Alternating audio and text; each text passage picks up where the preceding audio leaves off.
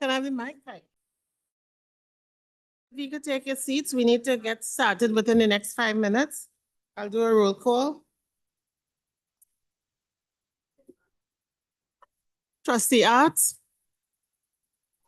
Present. Trustee Arts? Thank you. Trustee Klein? Trustee Dawson? Trustee DeVitis? Trustee Earhart? Present. Trustee Gauss? Trustee Hassan? Trustee Hastings? Trustee King? Trustee Laskin? That's okay, you don't have. Trustee Lee?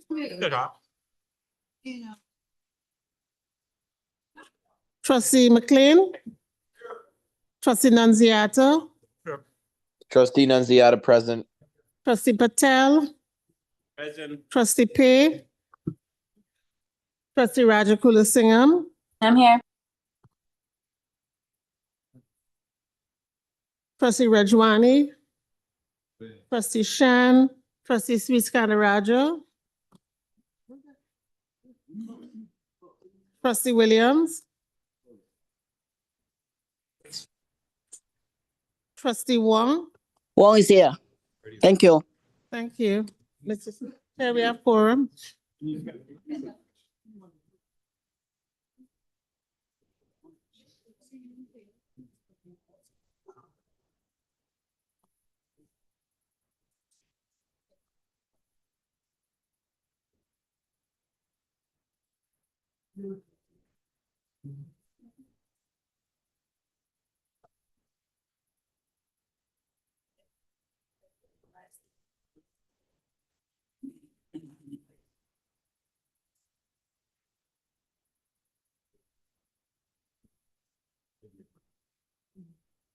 Are we live?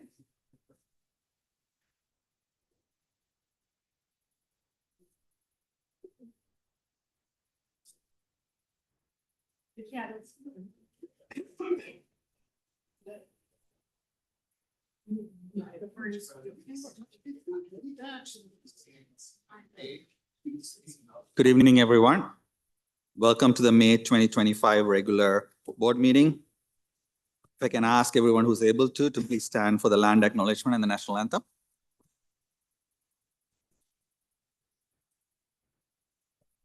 We acknowledge we are hosted in the lands of the Mississaugas of Anishinaabe, the Haudenosaunee Confederacy, and the Wendat. We also recognize the enduring presence of all First Nations, Métis, and Inuit peoples. Thank you. Please join for the playing of O Canada.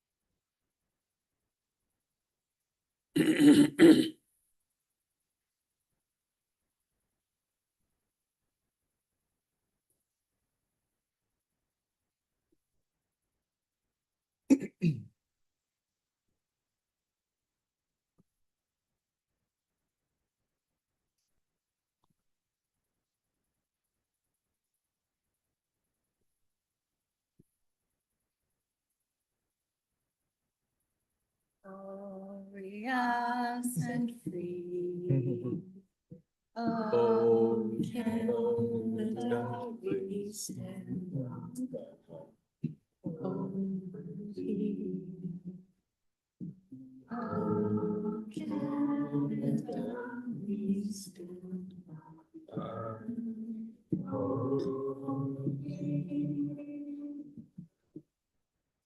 Okay, thank you. We'll now move on to the approval of the agenda. Can I have a mover and a seconder for the approval of the agenda? Trustee Pay? Trustee Dawson? Sure, yeah. Now that the agenda is on the floor, now what's the amendment? Okay, Chair, I would like to please move item 16.8.4 to come after item 14.1. So that's the human rights. 16.8, number 4, human rights and all report to come right after 14. number 14.1. Okay. Do you have a seconder for this? Trustee King. Okay, any discussion on that? Seeing no discussion, show of hands. We need 2/3. All those in favor? Okay, anyone opposed? Okay, hearing none, that has been amended. Now back to the amended agenda. Any other discussion? If not, all those in favor? Anyone opposed?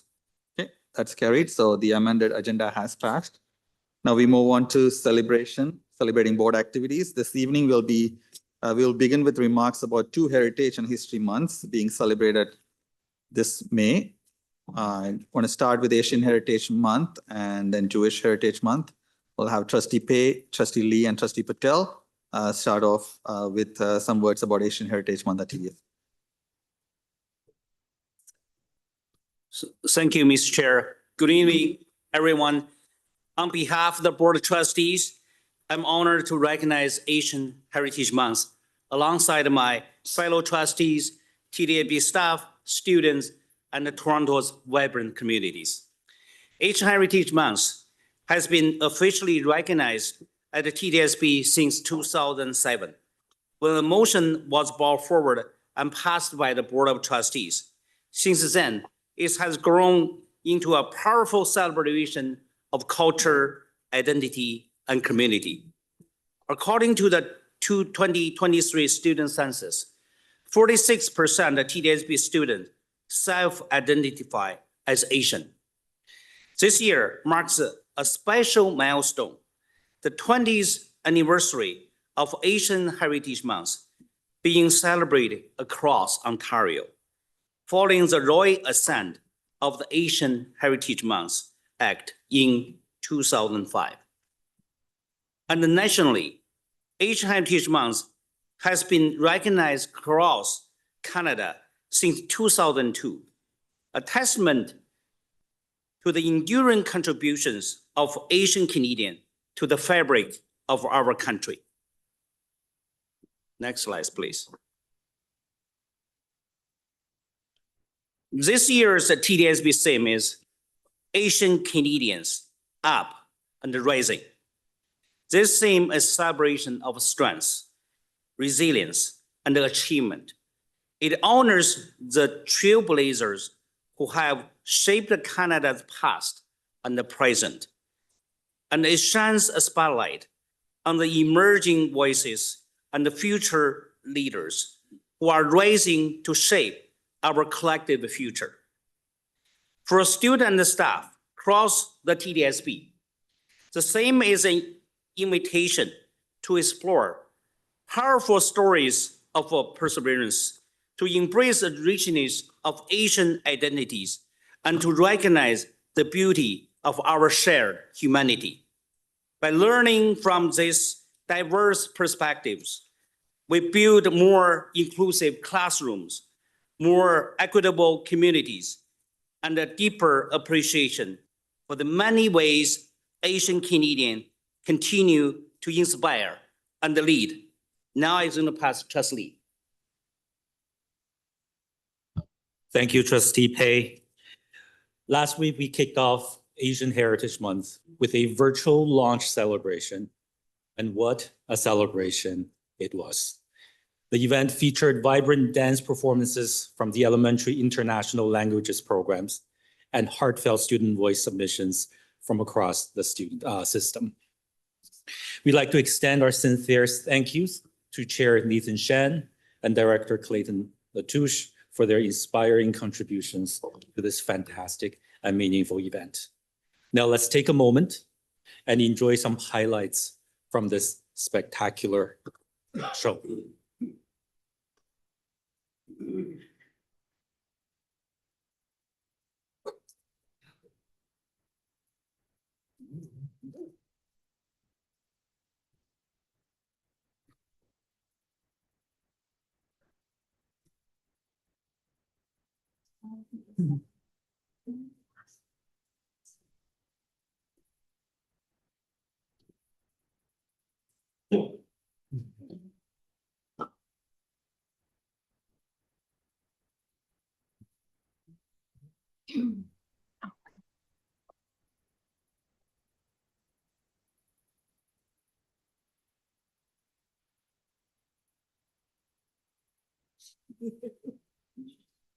I can continue.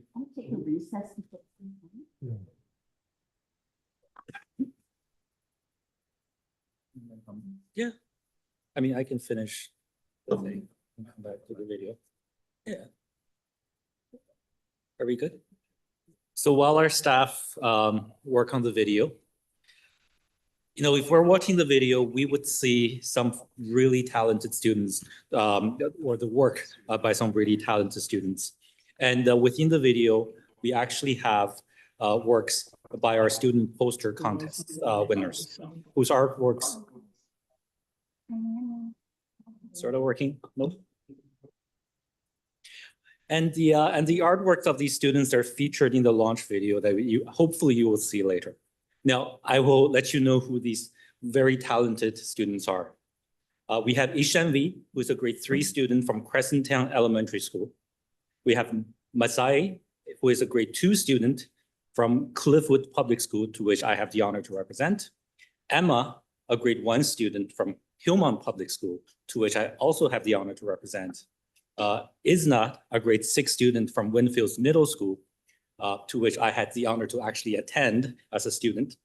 I feel like this is designed for me, but it really is not. I did not take part in any of these selections. Abby, who's a grade 6 student from Don Valley Middle School, to which I have the honor to represent. Kylan, a grade 8 student from Kennedy Public School, which I do not represent, but I'm very happy that we have diversification in representation. And Amy, who's a grade 11 student from Sir Oliver Moat CI. Now, congratulations to all of you. Your creativity and vision are truly inspiring. And you can visit, or all of you can visit the TDSB website to view these wonderful student creations. Now, throughout the month of May, a number of educational opportunities have also been organized to celebrate Asian Heritage Month. And here are just a few. Elementary students were invited to a virtual workshop titled Dance and Culture, where they explore how dance from Bollywood to Chinese to Filipino folk traditions are used around the world for storytelling and self-expression. And on Friday, May 23rd, author Sita Jeet will share her books, Diva Far From Home and Diva's Super Secret Plan with TDSB during a special virtual reading. Now, educators, if you want to know more, you can visit the TDSB staff website for more details on this event. Are we fixed the video? So now we're going back to the video, and after that, we're going to go to Trustee Patel.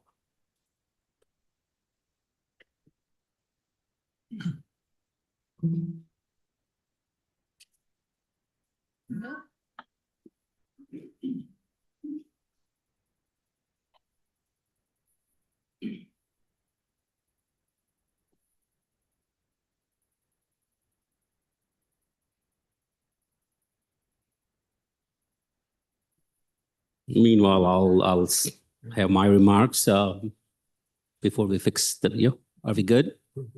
Or shall we wait for both the videos to get? Communities. It recognizes individuals and groups who have contributed to shaping Canada's past and present, while also highlighting emerging voices and future.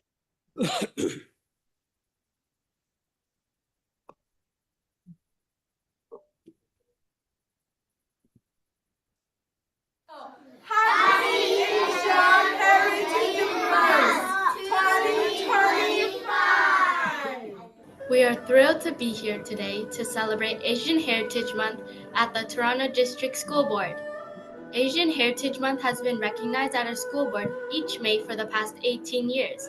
This year's Asian Heritage Month theme, Asians Canadian Up and Rising, celebrates the strength, the resilience, and the achievements of Asian Canadian communities.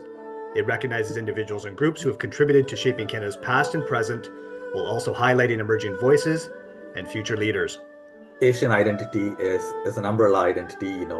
Many different communities form the Asian identity, and we have close to 46%, which is almost half of Toronto District School Board student population that come from the Asian broader identity. This month and throughout the year, we have a wonderful opportunity to learn about the remarkable stories of so many Asian Canadian communities and how they have honored their histories and roots in Asia, and how those histories and roots have benefited and continue to benefit Canada. Be proud of who you are, be proud of your identity, be proud of what your parents and grandparents and your ancestors have brought to this world, and that particular identity, whether you call it hyphenated identity or a composite identity, whichever place you're from, be proud of your roots and be able to bring your full authentic self to school. In third place is Shen in grade 3 from Crescent Town Elementary School. In second place, Maisie in grade 2 from Clifford Public School. And in first place, congratulations to Emma in grade 1 Hillmount Public School. From the junior division, grade 4 to 8, in third place, Kaylin in grade 8 from Kennedy Public School. In second place, Isna in grade 6 from Winfield Middle School. And in first place, congratulations to Abby in 6th grade from Don Valley Middle School. Finally, from the senior division, grades 9 to 12, congratulations to Amy in grade 11 from Sir Oliver Mowat Collegiate Institute for first place. The official Asian Heritage Month poster for 2025 that will be used across TDSB schools and posted on the TDSB website will be Abby's from Don Valley Middle School.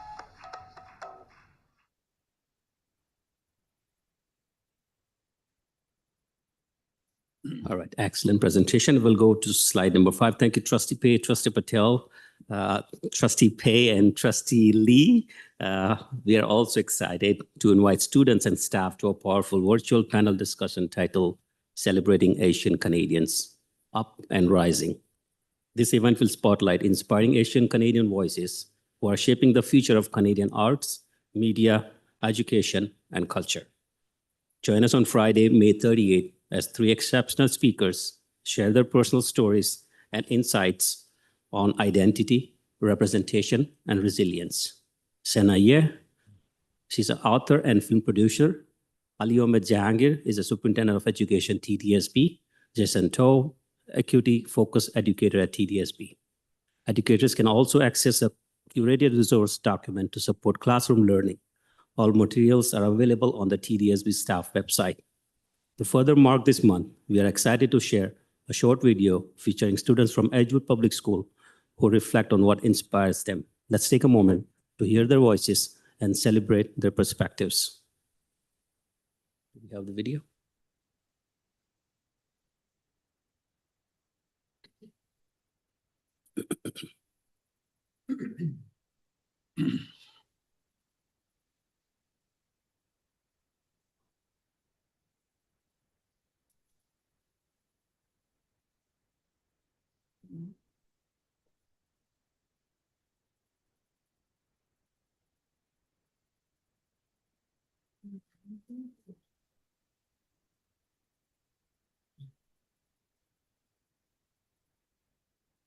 Good morning, and what's your name? Marcus. And Marcus, who's someone you look up to in your family? My dad and my mom and my dad and my dad, and I go shopping and I buy food. And my mom comes too. Okay, thank you. And what's your name? Sean. What country do you come from in Asia? Philippines. Who is a family member that you look up to? My dad. And why do you look up to him? Because he's strong and brave. Is there any more than? Okay, thank you. My name is Luther. And what country does your family come from in Asia? Vietnamese. Is there a special tradition that your family celebrates? Chinese New Year. And why is that tradition special to you? Because when it's Chinese New Year, we wear some good outfit and then we go to a store, and when it's Chinese New Year, we go to sushi, and then when we're after done, they give us free money. Is that why you like it? My name is Abigail. Good morning.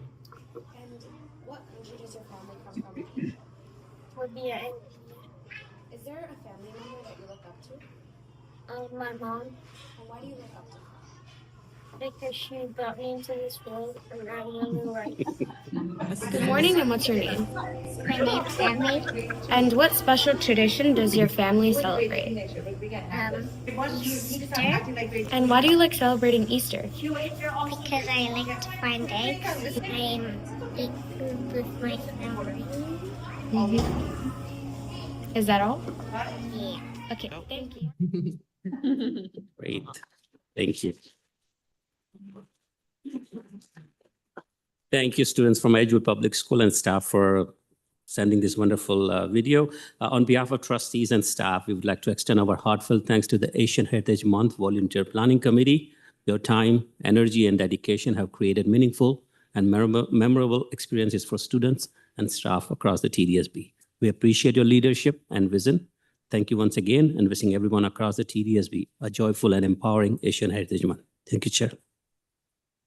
Thank you, Trustee Pei, Trustee Lee, and Trustee Patel for taking us through the Asian Heritage Month celebrations. We'll now move on to Trustee Klein and Trustee Laskin sharing some remarks about the Jewish Heritage Month at TDSB. Thank you, Mr. Chair, and it's my pleasure to honor Jewish Heritage Month at the Toronto District School Board with my colleague, Shelley Laskin.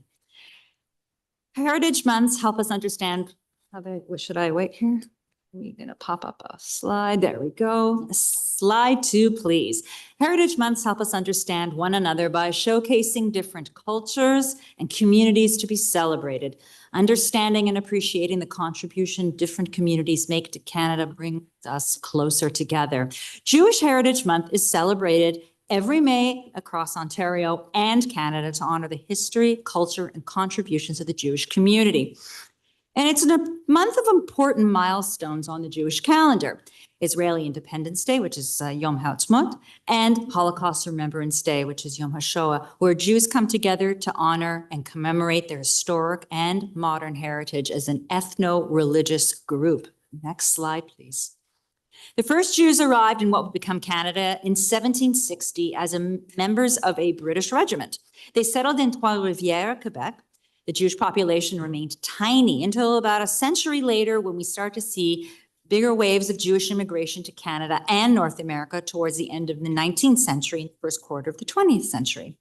During this period, over 2.8 million Jews left Eastern and Southern Europe, fleeing economic and social persecution and violent attacks known as pogroms that became commonplace across much of Central and Eastern Europe. And like many immigrants before and so many after them, they came to Canada in search of safety, security, and a better life. And I just would add here, my family came about 1910, 1912. I've seen the ship logs. It came from 1/4 Hungarian, and the other 3/4 came from a place that doesn't exist anymore called Galicia in Europe.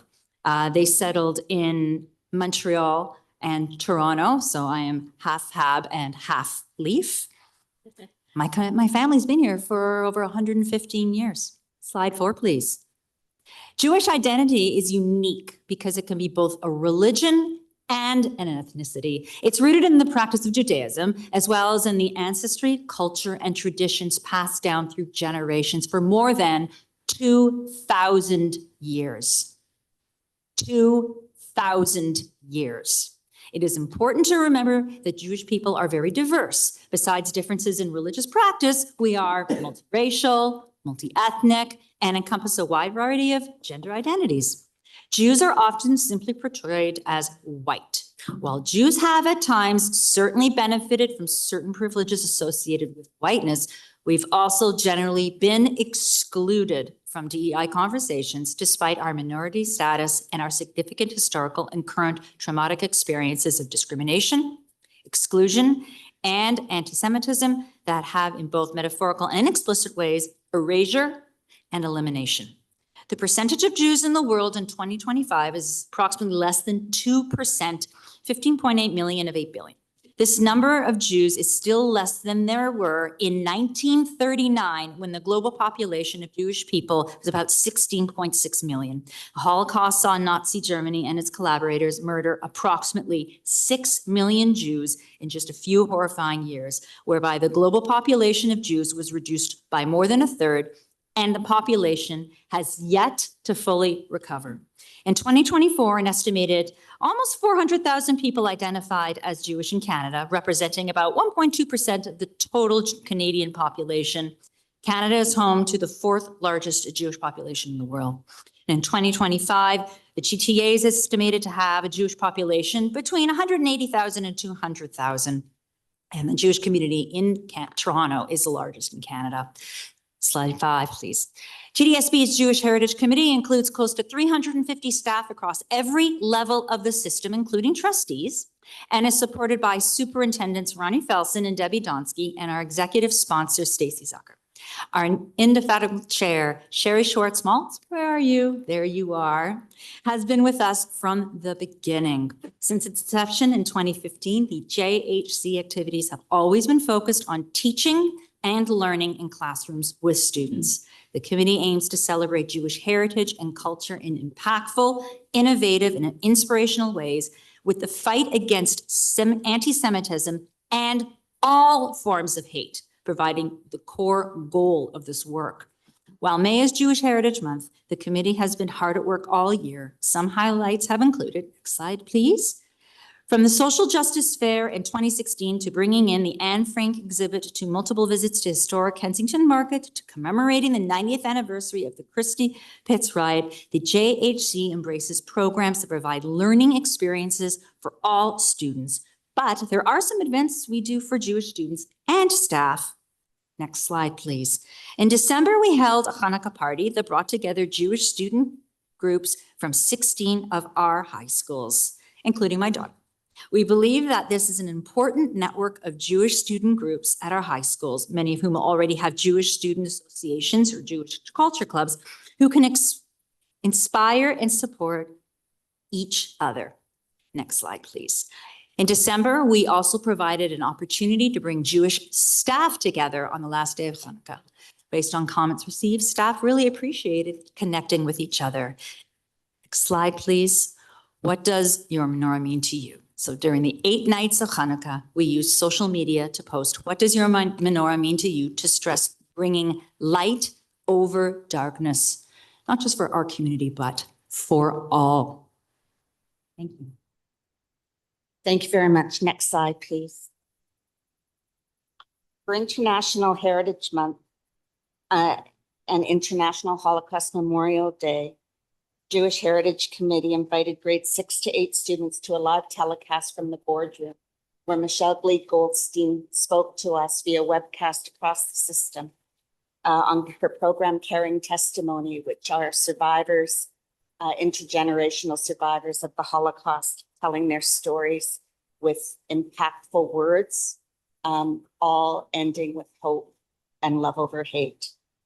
They were joined by Dara Solomon from the Toronto Holocaust Museum, and many of our students had the opportunity to visit. Next slide, please. Specifically for Jewish Heritage Month this year, we've offered 2 programs.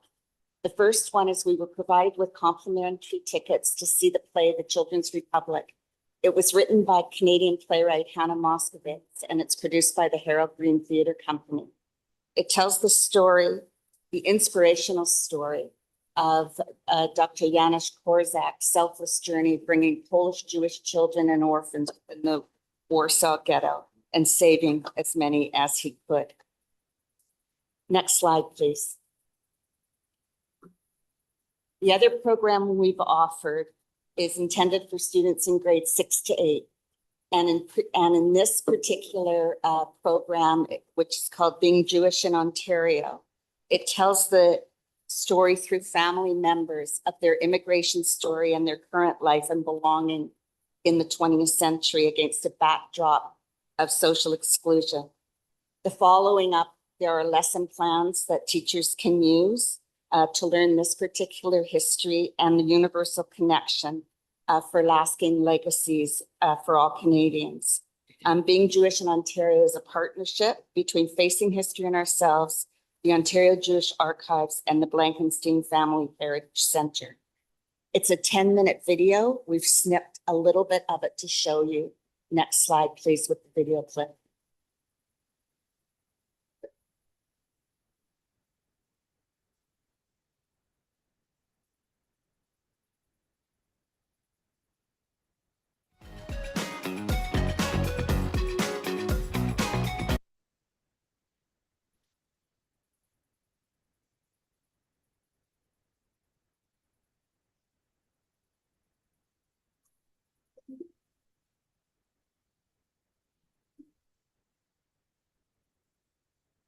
Be Jewish means that I'm part of an ancient people and I am part of a larger community spread over this world. To be Jewish means to be community-minded. Being a good person, making sure that people are aware of our traditions. Jews come from all over the world. They come from Ethiopia, they come from Morocco, they come from India.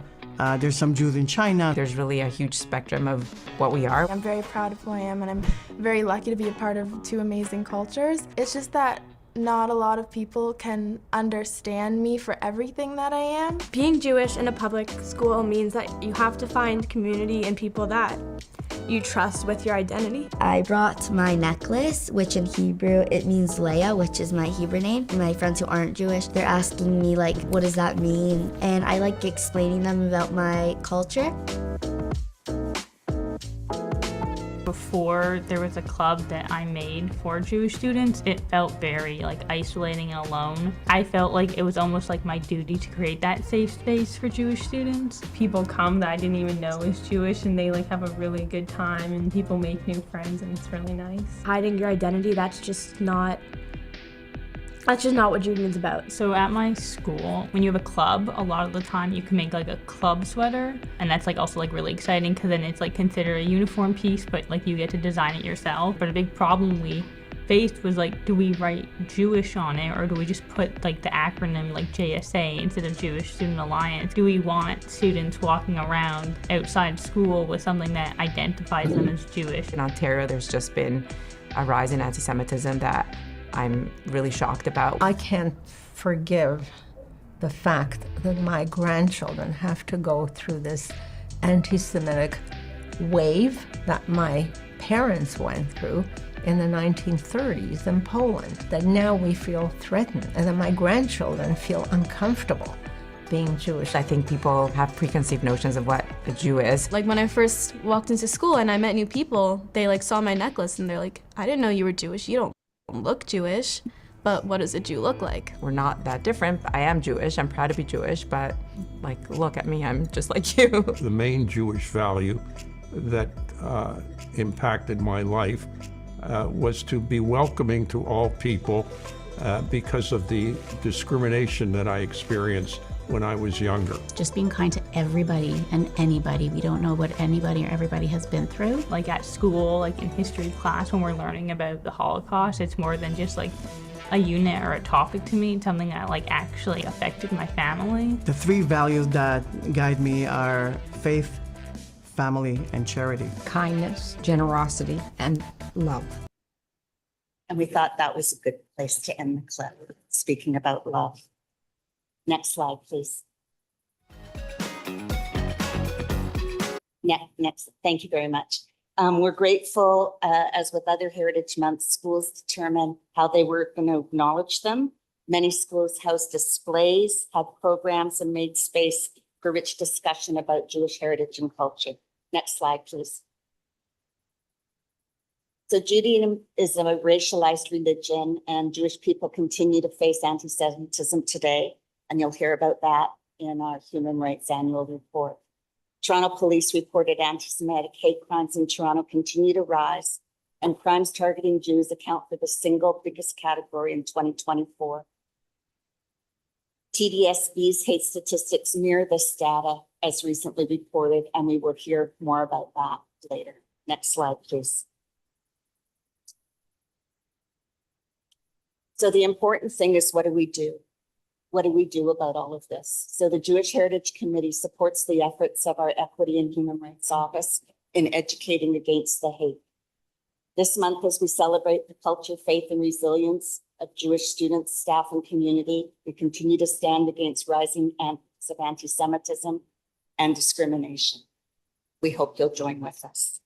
Thank you very much. Mr. Chair, before we close, a tremendous honor has been bestowed on the Laskin family that we want to discuss. Some of you may be aware that Historica Canada has released their Heritage Minute on her uncle, Bora Laskin, the first Jewish Supreme Court Justice and Chief Justice of the Supreme Court of Canada. Chief Justice Laskin is remembered as one of the greatest legal minds in our history, a trailblazer as the first Jewish Supreme Court Justice and Chief Justice, and champion of civil liberties and an innovative educator. And that was what the minute is about. But I also want to talk about her father, Saul Laskin, because there's not just one great Laskin, there are many great Laskins. And I think Jewish Heritage Month is a wonderful time to recognize what this family's contribution to Canada has been and continues to be.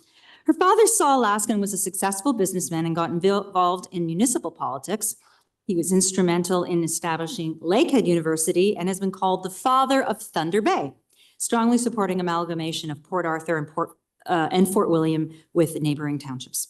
He was the mayor of Port Arthur from 1963 and its last mayor, and he was then Thunder Bay's first mayor from 1970 to 1972 and received an honorary doctorate from Lakehead in 1995, which was the 25th anniversary of amalgamation. So in the short time that I have been here, I have come to learn Shelley as one of our great advocates for Jewish staff and students, for all staff and all students. Thank you.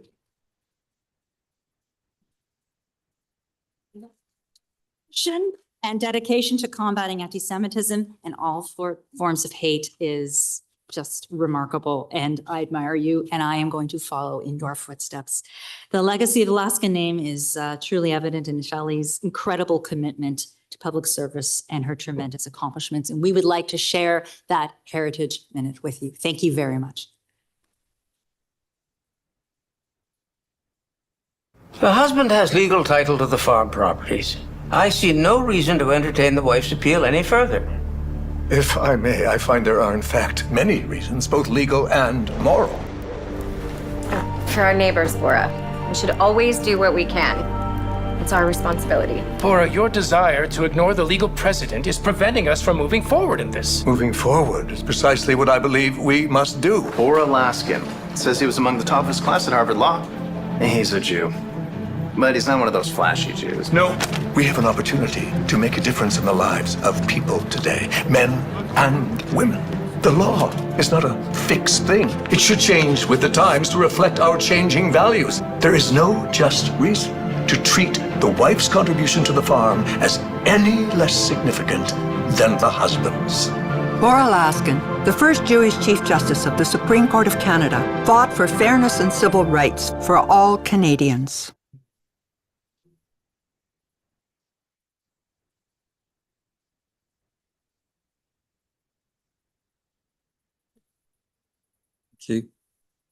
Congratulations to Laskin family, and thank you, Trustee Laskin and Trustee Klein, for your remarks related to Jewish Heritage Month. We will now move on to the next item on the agenda, which will be Chair's announcement.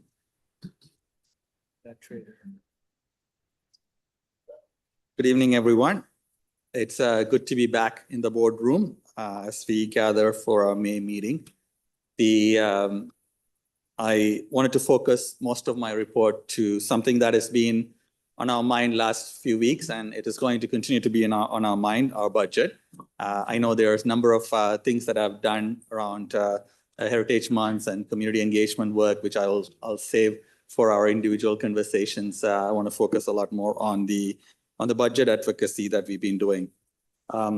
As trustees, I know all of you have been working tirelessly to highlight the urgent need for a fair and adequate education funding, not just for Toronto District School Board, but for all students across Ontario. As you all know, that we had the Ontario budget released a few days ago. It was tabled last week. We still continue to await the release of the core education funding, which will provide clarity on our operational funding for school boards. In the meantime, we've been very clear and consistent in our message. The current provincial funding formula for education is not meeting the needs of Toronto students, and in fact, we are hearing that from across the province. It's not meeting the needs of students across the province. On April 16th, trustees passed a motion to highlight the estimated $1,500 shortfall per student provincial funding when adjusted for inflation. This amounts to more than $300 million within our school board alone. This is causing significant amount of pressure on our system. And if this was adjusted, we would be not talking about where we are cutting and finding those 58 million. We would be actually talking about our vision as to where we need to put more money to make sure we fund what is needed for our students to succeed, especially special education and mental health support. On April 23rd, the Minister of Education announced a focus on increasing school board accountability, including an announcement of investigation into Toronto District School Board financial investigator. We actually fully support the financial investigator to come and have a look into the situation we are in, because we've been very transparent in our process, and we've been actually raising some of these concerns. So we are hoping that we will have a significant amount of support from the financial investigation for the things that we've been raising. But in the meantime, when the investigation has begun, we have been fully supportive, and our staff have been fully cooperating with the investigation process as well. As planned, staff presented options to balance the budget at the April 30th and May 15th Finance, Budget and Enrollment Committee meetings. Those options are still being considered. No decisions have been made. We will continue to meet regularly to review and make decisions. There might be some decisions made today, but we are continuing the process around the options to balance. As a result of April 16th funding motion, I sent a joint letter with our FPEX chair, Trustee Dan McLean, to Minister Calandra at the beginning of the month. The letter reiterated many things, but included an ask for lifting the moratorium on school closures so that we can modernize our schools and address areas with low enrollment. There are schools that are severely underutilized, and beyond, we are spending a lot of money maintaining those schools. In fact, consolidation would not only mean better schools for our children, but also would mean better programming and diversified programming for our students that meets the need of the 21st century. Covering true cost of staffing and statutory benefit was also raised, and ensuring that large urban boards like TDSB are not left behind, and the unique needs of boards like TDSB is understood at the provincial level. And finally, we reiterated that, during this time of crisis where there's so much uncertainty around in the air with all the global tensions and North American trade-related, hostilities, we want our provincial partner, our Ministry of Education, as the provider of public education in the province, to be collaborative in finding solutions. So we reached out and extended that collaborative nature from our side to find solutions. Since then, we've continued to do advocacy and raise awareness. I have had the opportunity to be interviewed on a number of media outlets, CBC, Globe and Mail, Toronto Star, CP24, CTV News, 680 News, News Talk 1010, now Toronto. To name a few, I think we've probably done over 20, 30 different interviews to kind of share what our concerns are. Because there's been a number of myths that have been shared and has been spoken to And we needed as a board to get out there and spend some time letting the community know what our real situation is. And we've been, thanks to all the trustees who have also participated through their social media, and some of our trustees have been doing work with different language, ethno-specific cultural media outlets as well, to share the news, to reach the communities that need to hear the situation we are in. And as trustees, our commitment to saving public education, not only saving of what is there right now, but in fact, improving on it and building on it. So these efforts led to a news conference, and then at the news conference, we had Vice Chair Patel, FPEC Chair McLean, and I spoke to some of these same issues. Once again, I just want to thank all the trustees for pulling together. I know we have many differences in our views about how things could be done at the board, but when it comes to this core need of addressing underfunding, we have all come together and stayed together. So I want to thank all of you for your involvement and your support in amplifying our messages. Finally, we had following our request, we had a meeting with the Minister, Minister Kalandra, Vice Chair Patel, FPEC Chair McLean, and myself, along with the Director, Associate Director, as well as our Executive Office for Communication, jointly met, and we discussed the same thing. We reiterated our message on air and off air and everywhere else is the same. It doesn't change. And we have said the same thing. So we hope that, there will be some sort of a way in which once this investigation wraps up, the minister will see the need for us to be supported to address some of those core structural deficits that we talked about. So we talked about our interest in saving our pools and our music programs, our interest in saving our outdoor education. It's not that we as trustees are looking forward to those options. In fact, those are options presented to us. We reiterated our commitment to that our students deserve to have an education that is well-rounded, that includes outdoor education, music education, and swimming lessons, and so on.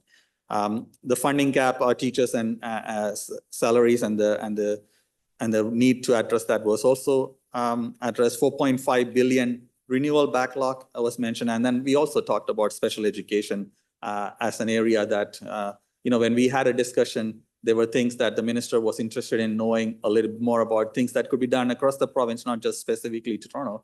And we shared that special education across the province. Boards are spending much more than what is being provided to, and we reiterated our commitment to advocating for more funding on that as well. While no specific commitments were made during that meeting, we appreciate the opportunity to meet with the minister. And in fact, it was a cordial meeting, and we left with a commitment to be back after a few weeks to continue this conversation and find solutions together. So as I wrap up, I want to end on a note of hope and unity. To achieve our collective goal of providing best possible education to every student, we need a united effort, one that brings together students, staff, families, communities, and partners from across the province, including our provincial government together. As we talk about investment into infrastructure, investment into employment, and so on, during these times of difficult financial and economic situation, we cannot forget that education is a core part of addressing economic growth, and we need to continue to champion that. The challenges we face are complex, but they're not insurmountable. By prioritizing education funding and addressing the specific needs of boards like ours, we can create an environment where every student has the opportunity to succeed. We urge all levels of government to recognize the importance of properly funded public education system. We know that while provincial government is the major funder and provider of public education, we know there's a role to be played by federal and municipal government as well, and we've reached out to them for different parts of support that we need. We believe that a collaborative approach can help us focus on what matters the most for us, our students, our children. So let's work together to ensure our classrooms are equipped with the resources they need. The future of our province depends on it. Thank you all for your continued support, and with that, I conclude my chair's announcement. Thank you.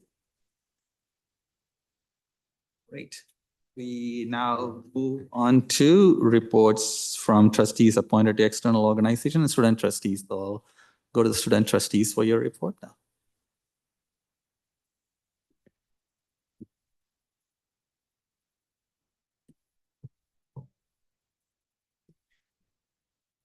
Good evening.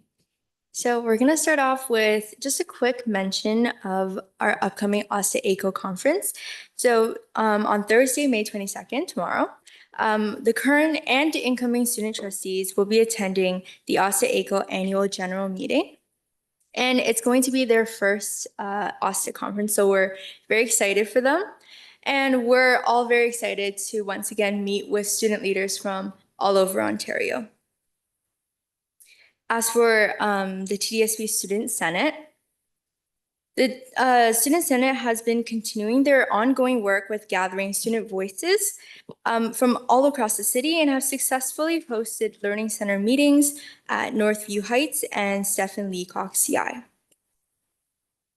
The Senate has also been working for the past several months to restructure the Senate that both aligns with the new Learning Center model and and better represent all students across the TDSB. So with these changes, the Student Senate next year will consist of 26 members, including a president, a vice president, 2 communication officers, and 22 family of school representatives. The new Student Senate will also consist of only high school students, which leaves the possibility open for a junior Senate that will specifically cater to elementary school students. And with that, we're also excited to announce that the Student Senate application for the 2025-26 school year opened at the end of April, and campaigning will soon begin on May 26th. And students across the city will have the chance to cast their votes on June 3rd and 4th to elect their future Student Senate. Thanks, Jenny. So building on my co-trustees' pieces and particular parts of the report, we're moving on to new business. And this particular new business directly relates to mental health and the advocacy that ties into that. So I was privileged enough to be invited to sit on the board, the youth advisory board for an organization called Rally. And Rally is basically an up-and-coming inaugural conference in partnership with top corporate and overall leaders in mental health spaces and tech, such as the Kids Help Phone. And just recently, on Tuesday, May 20th, we had our official launch.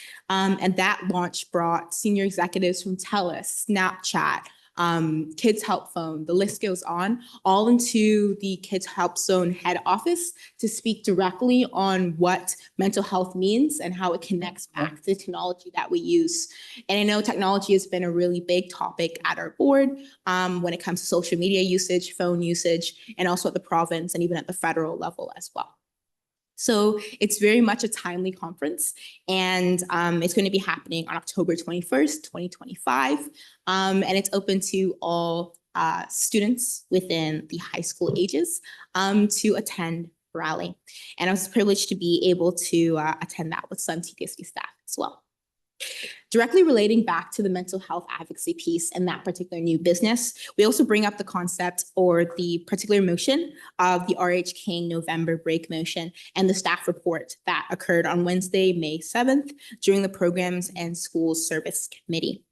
So as you're well aware, that particular motion was something that was really rooted in student voice and student advocacy at RH King, neighboring schools and overall community. Students really, really enjoyed the concept of having a break within that November time period. And it directly correlated to the result that staff came back to board with during that particular committee and the recommendation that staff did and all that hard work that they did as well. So we were able to have further conversations when it came to the movement of what that's going to be and how it's also on agenda for this particular board meeting as well. So mental health is a really big piece of what students are thinking about and what myself, Jenny, and Darian are working towards as student trustees. When it comes to media, events, and consultations, I was also privileged to be invited for a Toronto Star interview, and more details on that will come shortly.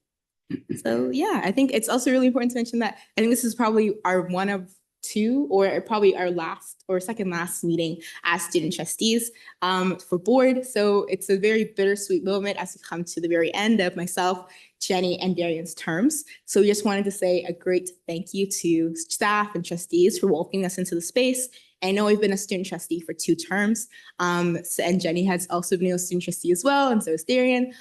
So just a really big thank you as we move towards that final meeting next month. Thank you.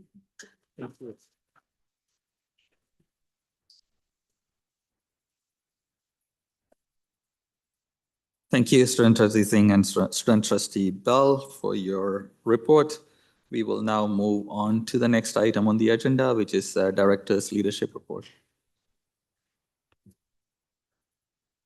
Thank you, Mr. Chair, and through you. Good evening, students, staff, community members, and trustees. Last week, the province released its this year's budget, which included the following commitments: providing close to $2 billion for the 2025-26 school year to improve and modernize school infrastructure, and investing $55.8 million over 2 years in teacher education programs to train 2,600 new teachers by 2027. We're looking forward to the impact of this given the present teacher shortage across the province. We look forward to the release of education funding next to help inform the board's budget planning process, which is already, as we know, well underway, with their next Finance Budget Enrollment Committee meeting set for June 4th. In the last few weeks, I've had the privilege and the opportunity to visit several schools and attend a number of events that have been organized by the Central Arts Department, showcasing student achievement and creativity. I'll highlight the TDSB Creates Residency and Mentorship as one example. This board-wide program, TDSB Creates, connects local artists with classrooms representing art forms from diverse communities, such as Toronto's Afro, Caribbean, and South Asian communities, fostering creativity in visual arts, dance, drama, and more in multidisciplinary arts curriculum areas. The program is funded by the TDSB Arts Department and the Toronto Arts Council and presented in partnership with Prologue Performing Arts. The TDSB Creates program has 2 main components: the Artist Residency Project for grades 1 to 8 and the Artist Mentorship Project for grades 7 to 12. The Residency Project for over 50 elementary schools and 2,740 students is focused on underserved communities with 2 teachers from each school participating in a 5-day residency.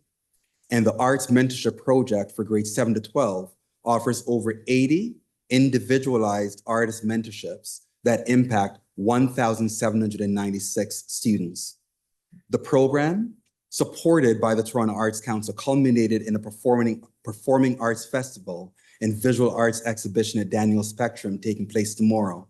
And this will showcase student creativity and foster positive connections between students and mentors. Finally, there is overwhelmingly positive feedback from teachers and students highlighting the program's significant impact. I also want to speak to PanFest and Afro-Caribbean celebration. The 2025 PanFest brought us vibrant steel pan music, uniting students from across the TDSB. The celebration of steel pan music and Afro-Caribbean culture marks its 34th anniversary in 2025. The events featured student performances from elementary and secondary schools. More than 27 schools participate in this non-competitive event, which showcases TDSB steel pan programs, musical expression, collaboration, and the shared joy of musical expression. The event attracts over 4,000 attendees, including students, staff, and community members. This year, PanFest was expanded, and there were daytime steel pan festivals in both the east end of the city and the west end of the city. And I was pleased to attend the celebration at Winston Churchill in the East End. Unfortunately, couldn't get to the West End this year. This increased the opportunities for students to participate in the performance. And the festival included a vibrant musical PanFest Vibes evening event in its 3rd year, which was created in collaboration with the Center of Excellence for Black Student Achievement to explore Afro-Caribbean carnival arts. And I'm also pleased to highlight some staff opportunities in our business and operations area. Over the course of 2 mornings this month, I had the privilege of engaging with nearly 200 leaders from across our business and operations teams through the Innovation Challenge and through the Facilities, Services, and Planning Town Hall. While each event had its own unique format and focus, both offered an opportunity to reflect on how we shape the future of work across CDSB as we modernize our approaches. At the Innovation Challenge, staff came together to hack the workspace, applying design thinking to reimagine the environments, both physical and digital, that support their work. At the Town Hall, leaders from Facility Services and Planning explored how modern workspaces are evolving and how that evolution is reflected in the services that they deliver to the system. Across both events, I was struck by the creativity, the adaptability, and deep commitment of our business and operations teams. Whether behind the scenes or in more visible roles, their work has a direct and lasting impact on students, staff, and communities. The focus and collaboration, bold problem solving, and continuous improvement is helping to create more inclusive, effective, and responsive workplaces throughout the TDSB. As we move forward, it's clear that modernizing our workspaces and work practices is not just about infrastructure, it is ultimately about people. And I'm grateful for the leadership of these teams and look forward to continued collaboration as we build a stronger, more future-ready school system together. And what is always heartwarming in these conversations is the opportunity to center students and the impact of these deliberations in the business and operations work on how students prosper. And to conclude, I want to recognize some achievements in our system over this past while. And beginning with the good news about Adam Beck Public School in Scarborough, that was privileged to sing the national anthem at the Blue Jays game yesterday. And kudos to Trustee Klein, who was there with her family and took a photo or several photos really, and proudly sent those along. So pleased to acknowledge our students who are shining in many different aspects. I also have some good news about excellence in language teaching and learning. Earlier in May, TDSB students delivered an outstanding performance at the 40th anniversary edition of the Ontario's French public speaking competition held at York University's Glendon campus. The competition was hosted by Canadian Parents for French Ontario in partnership with the Ontario Modern Languages Teachers Association and brought together 157 finalists from across the province to showcase their passion and creativity in French. From prepared speeches to impromptu challenges, participants demonstrated a deep commitment to French language and their achievements placed them among Ontario's most accomplished French-speaking students. Several TDSB students qualified to represent Ontario at the national level in June. And there were 5 first place finishes in that competition. And I'm also pleased to acknowledge Madame Janelle Rolat, who is the special educational resource teacher at Allenby Junior Public School, who has been named one of the International Dyslexia Association, or IDA, Ontario's Literacy Leaders of the Year, which is a significant accomplishment. Madame Rolat has played a pivotal role in advancing structured evidence-based reading instruction at Allenby and beyond. And in my visits to schools, I'm also pleased to see really strong practices that are evidenced in our classrooms, leading to some great student achievement and teacher capacity development. Madame Rolat has introduced universal literacy screeners, developed targeted interventions, and leads professional development sessions that are helping educators across the TDSB strengthen their literacy practices. Thanks to her commitment, we're seeing real improvements in student reading outcomes. Dr. Uma Malcolm, president of IDA, said about Madame Rolat. Janelle leads with both conviction and humility. Her deep commitment to every child's right to learn to read is matched by her relentless pursuit of knowledge, often on her own time. She's widely known for asking hard questions, engaging in courageous conversations, and advocating persistently for what is best for students. Congratulations to Madame Rolat. And as we look to the end of the school year, I want to congratulate these TDSB students and staff for their excellence in language learning and teaching that are fundamental to the overall achievement of our students. And while the data shows that the majority of TDSB students are doing well, there are still many students not meeting the required provincial literacy standards. And as I draw to a close, 12,462 grade 3 students wrote the EQAO assessment last spring. 70% of these students met the provincial standard in achieving levels 3 and 4, and 30% did not meet the provincial standard. So that means 8,685 students met the standard. 3,777 students did not meet the provincial standard. While these percentages are in line with overall provincial results, this is little comfort to the parents and families of the 3,777 students who did not meet the expected standard.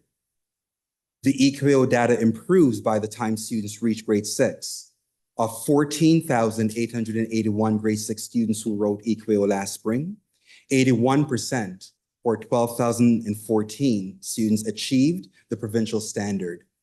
20%, or 2,867 students in grade 6 did not meet the provincial standard. The 2024-28 to 2028 literacy strategy aims to close the achievement gaps and address disproportionate outcomes through intentional and system-wide approaches. This includes implementation of early reading screening to identify reading concerns at the earliest stages in kindergarten to grade 2, and to share that data with parents as required by the province. It also includes robust professional learning and careful selection of resources that are strongly aligned with the revised curriculum. I sleep pretty well when I do sleep, but if there's something that will let me lose sleep, it's students not achieving curriculum expectations.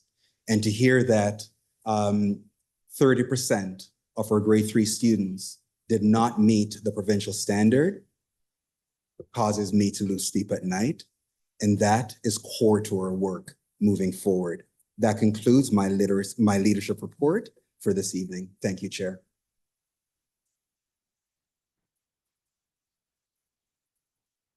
Thank you, Director, for your report. We will now move on to the next item. This is where we have declaration of possible conflict of interest. Trustees, you reviewed the agenda. Is there any declaration of possible conflict of interest from anyone?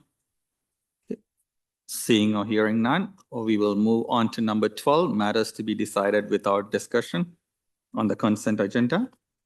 So I'm going to name the items that are going to be off. Do we have blue folders for tonight, Mr. Chair? It was an email sent with all the attachments. Yeah, it was sent electronically with all the attachment.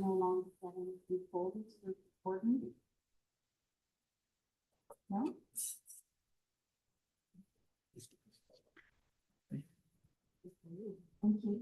Thank you. So number 14.1. I'm reading the ones that are off consent, so you can read all. You can circle them for. You want me to read the ones that are on consent? What's on consent? Okay, so I'm going to read the ones that are on consent then. Okay, that are going to be passed right now. Number 13, confirmation of minutes. Number 15.2. No, they're all together. Okay, sorry. Number 13, number 16, So 16.1, 16.2, 16.3, 16.4, 16.5, everything is on constant. And then 16.6 is not on constant. Entire 16.6 will be off consent because the meeting happened after the agenda was done. And number 16.7 is on consent. And so 16.7, all 4 items are on consent. 16.8, only 1, 2, and 3 are on consent. 4, 5, 6 did not get completed, so they would be off consent. So 16.8, 1, 2, and 3 on consent. And number 17 is written notice of. So yeah, 17.1 on consent. Can I have a mover and a seconder to accept all the items that are on consent agenda? Trustee Williams, Trustee Pay, all those in favor? Anyone opposed? Okay, that's carried. Thank you all. So the items that are left, do people want me to just quickly give you which items are left? Or you all got it? Okay. 14.1 needs to be done, 15.1 needs to be done, 16.6, the entire thing needs to be done, and then 16.8, 4, 5, and 6 needs to be done. So that's what our task today is. So we'll start with 14.1, representation on the Ontario Public School Boards Association. I'll pass it to Ms. Joseph Davis. Good evening, trustees. As stated on agenda item 1, representation on the Ontario Public School Boards Association. The board is a member of OPSPA and is entitled to appoint members to OPSPA for the positions below. Let me just open this email. We are looking to elect 3 directors to serve for a term ending June 4, 2026. 1 of which will be vice president enrollment, 1 voting delegate, and 1 alternate voting delegate. And I believe I'm missing 1 position. Did you want me to speak? Yes, please. So thank you through the chair. So the positions that we are filling at this point are the 3 directors on OPSPA. As you'll recall, there are no more alternate directors. We dealt with that matter previously. The 3 directors, there's the enrollment representative, the alternate enrollment representative, and those 2 positions also need to be directors. The voting delegate and the alternate voting delegate.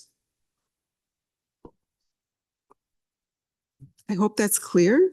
If there are any questions, I'm open to questions. Yes, so you want to.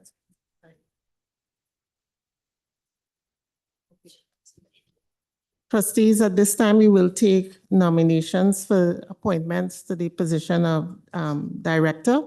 We're looking for 3 appointments.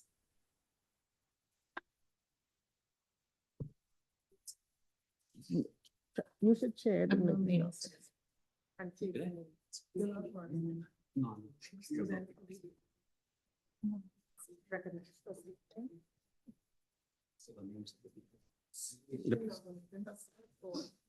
Nice. All right.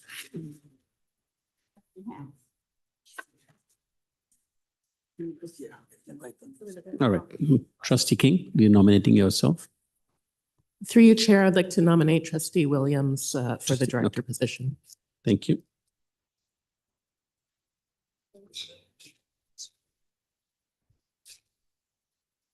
Any more other nominations?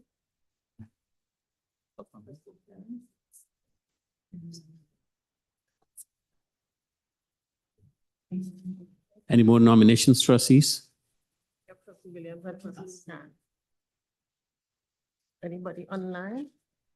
Trustees online? I'd like to nominate myself. Trustee Hassan?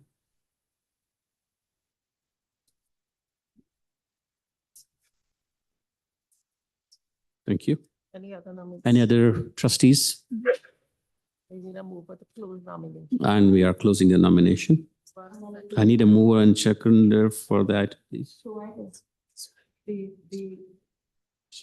nominations are trustees Williams, Shan, and Hassan.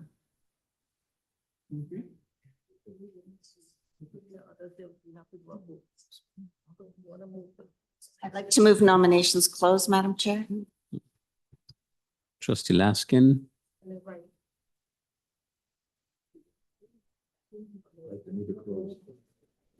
all in favor? Anyone against? Seeing, hearing none, it carried. Thank you. Mr. Chair, so trustees Williams, Shan, and Hassan will be appointed as the 3 directors on OPSPA. Go ahead. Go ahead, Trustee Laskin. Yes, I'd like to ask if Trustee Williams would continue in the role of the enrollment representative. Trustee Laskin is nominating Trustee Williams for the position of enrollment representative. Trustee Williams, do you accept? Thank you. Through the chair, I accept the nomination. Thank you. Anybody else, trustees? Nominations closed. Trustee Laskin, seconded by. Nominate Chair Shan as the alternate enrollment representative. I think we should finish. Let's close. Let's finish the first one, Trustee Laskin, and then we go for the second. Trustee Laskin, and I need seconder for. All in favor? Anyone against? Seeing, hearing none? Yes, carried. Go ahead, Trustee Laskin. Yes, I'd like to nominate Chair Shan as the alternate enrollment representative. Shan has been nominated as an alternative. Anybody else? Any other trustees? Trustees online? Do you accept, Trustee? Okay, thank you. Nomination is closed now. Moved by Trustee Laskin. Trustee Davides. Seconding. Everybody in favor? Anyone opposed? That's carried. Voting. All right, next item is voting delegates. I would like to nominate Trustee King for the voting delegate. Do you accept, Trustee King? Through you, Chair, I do accept. Thank you. Thank you. Anyone else? The mover? Trustee Laskin. Seconded by Trustee Shan. For you. Nomination is closed. Everybody in favor? Trustee King has been nominated. Congratulations. Anything else? And we need one for alternate delegate for voting. We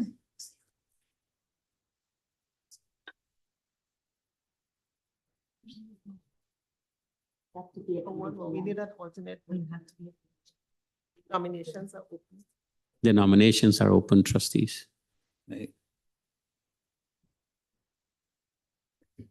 Through you, Chair, I'd like to nominate the very capable Trustee Williams for this role as well. Yeah. Do you accept, Trustee Williams? Thank you. Through the chair, I do accept the nomination. Thank you, Trustee Williams. Nomination is closed. Trustee Laskin. Trustee Davides. All in favor? Anyone against? Carried. Thank you. So for the record, Mr. Chair, trustees Williams, Shan, and Hassan are the 3 directors appointed to OPSPA. The enrollment representative is Trustee Williams. The alternate enrollment delegate is Trustee Shan. And the voting delegate is Trustee King, the alternate voting delegate, Trustee Williams. Thank you. Passing back to Chair. Thank you, Vice Chair Patel, for chairing that section. We now move on to, and congratulations to all the elected representatives of Ontario Public School Boards Association. We move on to number 15, 15.1. Sorry, oh, we changed the agenda, sorry. We are now moving on to 16.8, number 4, Human Rights Annual Report 2023-2024.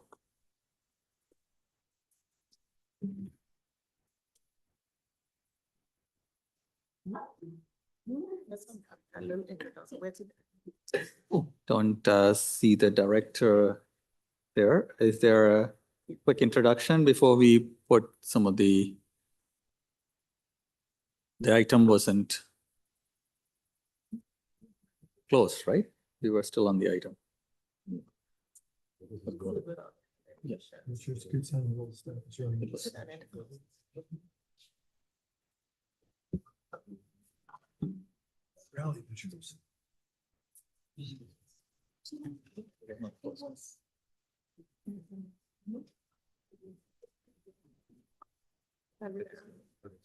So Director, we are on Human Rights Annual Report 2023-2024. It came from the last meeting without recommendation. So if there's any opening introductory remarks, then we can go on to questions as we were on questions at that time. Thank you, Chair, and we're happy to move on to questions. Thank you very much. We will start a list of speakers for the questions, if anyone have questions now. If there are no questions, we would first receive the report and then we'll go on to the, sorry, anyone online?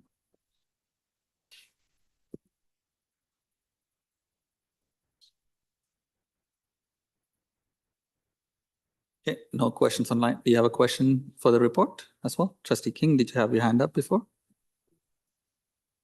Through you, Chair, I've already had an opportunity to speak to the report and ask questions, but I do have a business arising that I would like to. So after we receive the time. report, we can do that.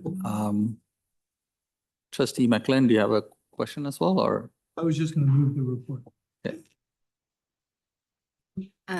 Thank you, Chair. I have no questions, but I also have business arising. Yeah, so we'll get to the, so Trustee McLean is moving the report. Can I have a second? Trustee DeDeveris? Okay, we'll move on to the vote. All those in favor of receiving the report? Okay. Anyone opposed? Okay, that's carried. So I'll go in the order that I saw the hands, Trustee King, and then Trustee Dawson and Trustee Laskin. Trustee King first. Thank you, through Chair. I'll be speaking to the business arising motion, and if I can ask staff to prepare that on screen as well. It's the one dealing with anti-racism. So the human rights report that we heard at PPC referenced the Dreams Delayed report, which was released in March. Dreams Delayed is a very critical and comprehensive action plan for addressing systemic anti-Black racism and discrimination in Ontario education. TDSB is obviously a part of that system being referenced, but more specifically, we are a duty holder within that system. The Chief Commissioner who published the report reminds us that creating learning spaces that cultivate a sense of belonging, they're not just nice to haves, they're not pet projects, they're our legal obligation so that all students, including Black students, can read, can learn, and can experience dignity. We know that this hasn't been the case historically. We have the recent data in the report that tells us about over 1,270 reported incidents of anti-Black racism. And we know that the effects of those are farther reaching than just those 1,270. They impact broader communities and entire school communities. We have, in addition to that data, much student voice that has also shared experiences, a plethora of issues dealing with intersectional experiences as well. What we've also heard, in addition to the data itself, is the impact. I have sat down, I have met with students who have shared very personally the impacts of missing school, of diminished academic performance, and of diminished mental health. And that is something that all of us should be concerned about. So this action plan by the Ontario Human Rights Commission is a call to all duty holders at all levels to take immediate and decisive steps to address discrimination of Black students and educators. It is very important to note that the emphasis in this particular report is on moving away from process and focusing on outcomes. So there are 29 actions that are part of this recommendation. 4 are directed directly to school boards and 8 to education duty holders overall. The rest are directed to the Ministry of Education and the other duty holders, the faculties of education, the Ontario College of Teachers, and our education unions. The conundrum that we find ourselves in is that the Ontario Human Rights Commission has issued this amazing action plan, but they do not hold the authority to enforce it. So we all need to do our part. And I believe that having a government-led response is important to having that work done. There have been public acknowledgements made by other duty holders. There has not been one made by the Ministry of Education. So this is an important opportunity, I believe, for TDSB to have our new director affirm our commitment in a response that I believe will be very meaningful for staff in our system and for our students to hear. It's an opportunity to further our own learning and to hear directly from the producers of the report. And it's an opportunity to actually evaluate our progress and focus on the outcomes as suggested. So not just listing what we do, but actually correlating the outcomes and the improvements that we need to see. So the motion just asks for that in 3 parts. It's looking for TDSB to acknowledge the persistence of anti-Black racism, to affirm its commitment to continuing that work both through the Center of Excellence and through our Community Advisory Committee. The section B asks that the chair request that the Ontario Human Rights Commission present the report and its findings directly to the board in this year, and that the right to the ministry requesting a public response to the report and that direction be provided to all duty holders. And then the final section is that the director report on progress in achieving the recommended actions for TDSB, and that we determine as part of the multi-year strategic plan, action plan, and actual process for evaluating those outcomes. And finally, that we consider multimodal and multilingual communication approaches, which is also recommended. So that is the motion in a nutshell. And I also just want to thank colleague Trustee Earhart, who really felt the urgency of this as well and was also very instrumental in getting it this far. Thank you. Thank you. So this will be a new list of speakers since there's a motion introduced. I'm going to go to Trustee Dawson as a seconder if you want to speak now, and then we'll come to Trustee Laskin. Thanks, and through the chair, I'm so pleased to be seconding this motion. I had the privilege of participating in the consultations as part of the OPSPA Black Trustee Caucus. And I really think that the outcome is something really concrete and doable for us here at the TDSB. And I don't have much more to say than that, but I really hope my colleagues can support this motion as it will bring action, much needed action to complement our current anti-Black racism work. Thank you. Thank you. Trustee Laskin on this item. Thank you very much, Mr. Chair. I really appreciate the fact that efforts are here that we acknowledge what's in our own data. But I'm wondering if the movers might consider it's really important to support the efforts, but it's even more important to communicate how we are supporting the efforts. It's my ongoing frustration with some of the things that we do within the system is we don't tell people what we're doing to support and communicate the efforts. So I'm not looking to make an amendment here, but I want to say out loud as a system, Staff can support however they wish to, but if we don't communicate how we're effectively trying to tackle the issues of anti-Black racism across the system, just like you'll see later when I'm going to talk about efforts to actually tackle anti-Semitism across the system, if we don't communicate how we're doing it, people have no idea what we're doing as they see the data continue to rise. So I just wanted to make that point. I support absolutely the efforts, but I also support that we have a responsibility to communicate those efforts to our public, especially to our students and our staff, so they understand the actual tangible actions we're doing in committing to eradicate all forms of hate within our system. Thank you, Mr. Chair. Okay, thank you, Trustee Laskin. I don't see any more speakers on this item. So we have a mover and a seconder already. All those in favor? Anyone opposed? Okay, that's carried. Thank you very much, Trustee King and Trustee Dawson. We now move on to the second speaker on the main list, Trustee Dawson. Oh, is this Then you can move your. for the new for another Yeah, business so you're on rising? the Okay, Chair, I have another business rising motion. And if you could put that on the screen, please.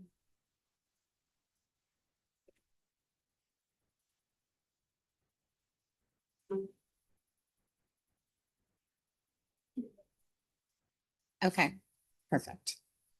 I just want to preface this by saying that I'm a little bit scared to read what I have written, but I'm going to do it anyway because I think it's important. We heard last week from delegates and echoed by countless emails from the community and substantiated by an unbiased independent review commissioned by the provincial government that there is, to quote the review, a human rights-based erasure of the Palestinian existence in and outside of schools. Yasmin Halawa, a Palestinian student, told us last week, the lack of effort acknowledging Palestinians is exhausting. The silence spreads the hatred. She went on to provide the example of her 11-year-old cousin's teacher saying she couldn't say she was from Palestine because it does not geographically exist. Another delegate said, Palestinians like myself are no stranger to erasure.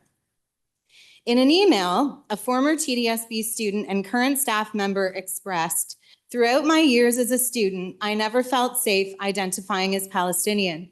I was not allowed to say the word Palestine or share my family's history. Today, Palestinian students and staff continue to feel unsafe, she said. A Palestinian mom emailed me about the racism, erasure, and fear experienced by her Palestinian child at school. She said, I did not report this incident as my son begged me, as there could be consequences by the teacher, such as lowering of the marks, which he needed for university. The theme of Palestinian erasure is also exemplified by the countless racist emails we've all received. To quote one, Dear Alexis Dawson, disgusted by the absolute bigotry of your hateful organization. There is no narrative with truth that accepts the lie of Palestine. There has never been a Palestine in history. Get an education. That was actually a pretty tame email, and I'm sure we could all share many more emails exemplifying Palestinian erasure, but I will spare those listening in the trauma. We additionally have heard from the Jewish community on countless occasions and seen in our own data and city data that anti-Semitism is exponentially on the rise. Last year, we heard from a student in this boardroom who was routinely called anti-Semitic slurs and even actually had money thrown at their feet. Today, Trustee King and I are moving this motion to appeal to the Ministry of Education to adopt the recommendations of their independent reviewer with respect to professional development for trustees and senior staff around both anti-Semitism and Palestinian erasure. The language in Part A of the motion is directly taken from that review.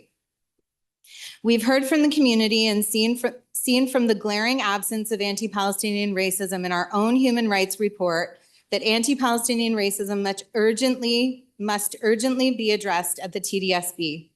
Recognizing the importance of this, Part B of the motion, with the support and guidance from staff, requests an updated timeline for beginning this work. And lastly, I would also draw your attention to the whereas clauses, and specifically the clause, whereas Accepting Schools Act of Ontario emphasizes the importance of safe, inclusive, and accepting learning environments where students of all identities are welcomed and supported and are free from discrimination based on place of origin, culture, or creed as defined in the 17 protected categories of the Ontario Human Rights Code. And I would just ask staff, are we currently in compliance with the Accepting Schools Act of Ontario with respect to the Human Rights Code?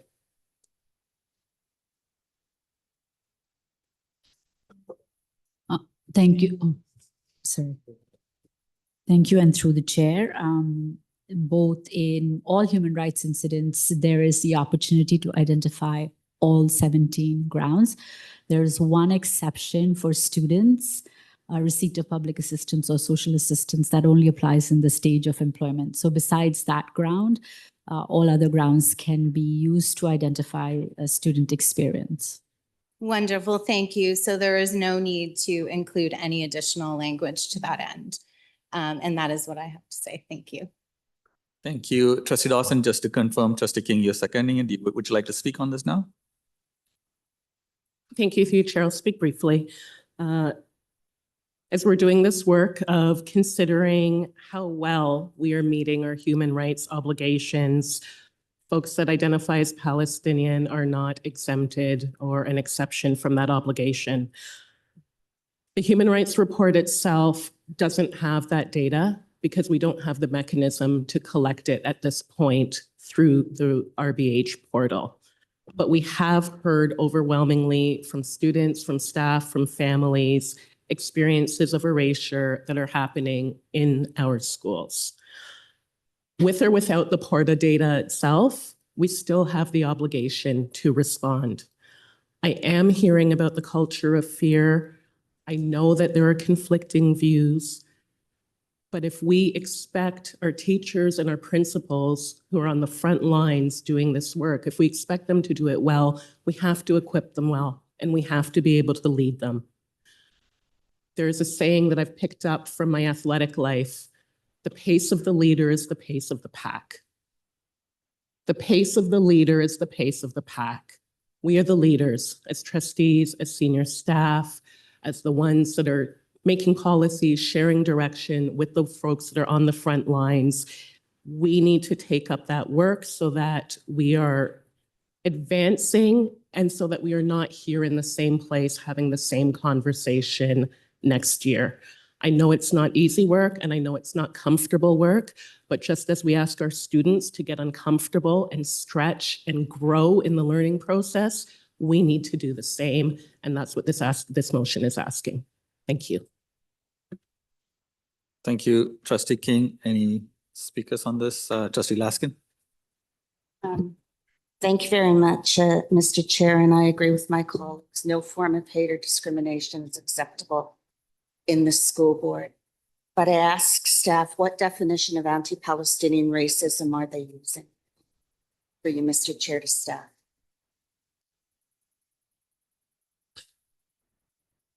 Through the chair, if I could please have the question repeated. Absolutely. What definition of anti-Palestinian racism are staff using?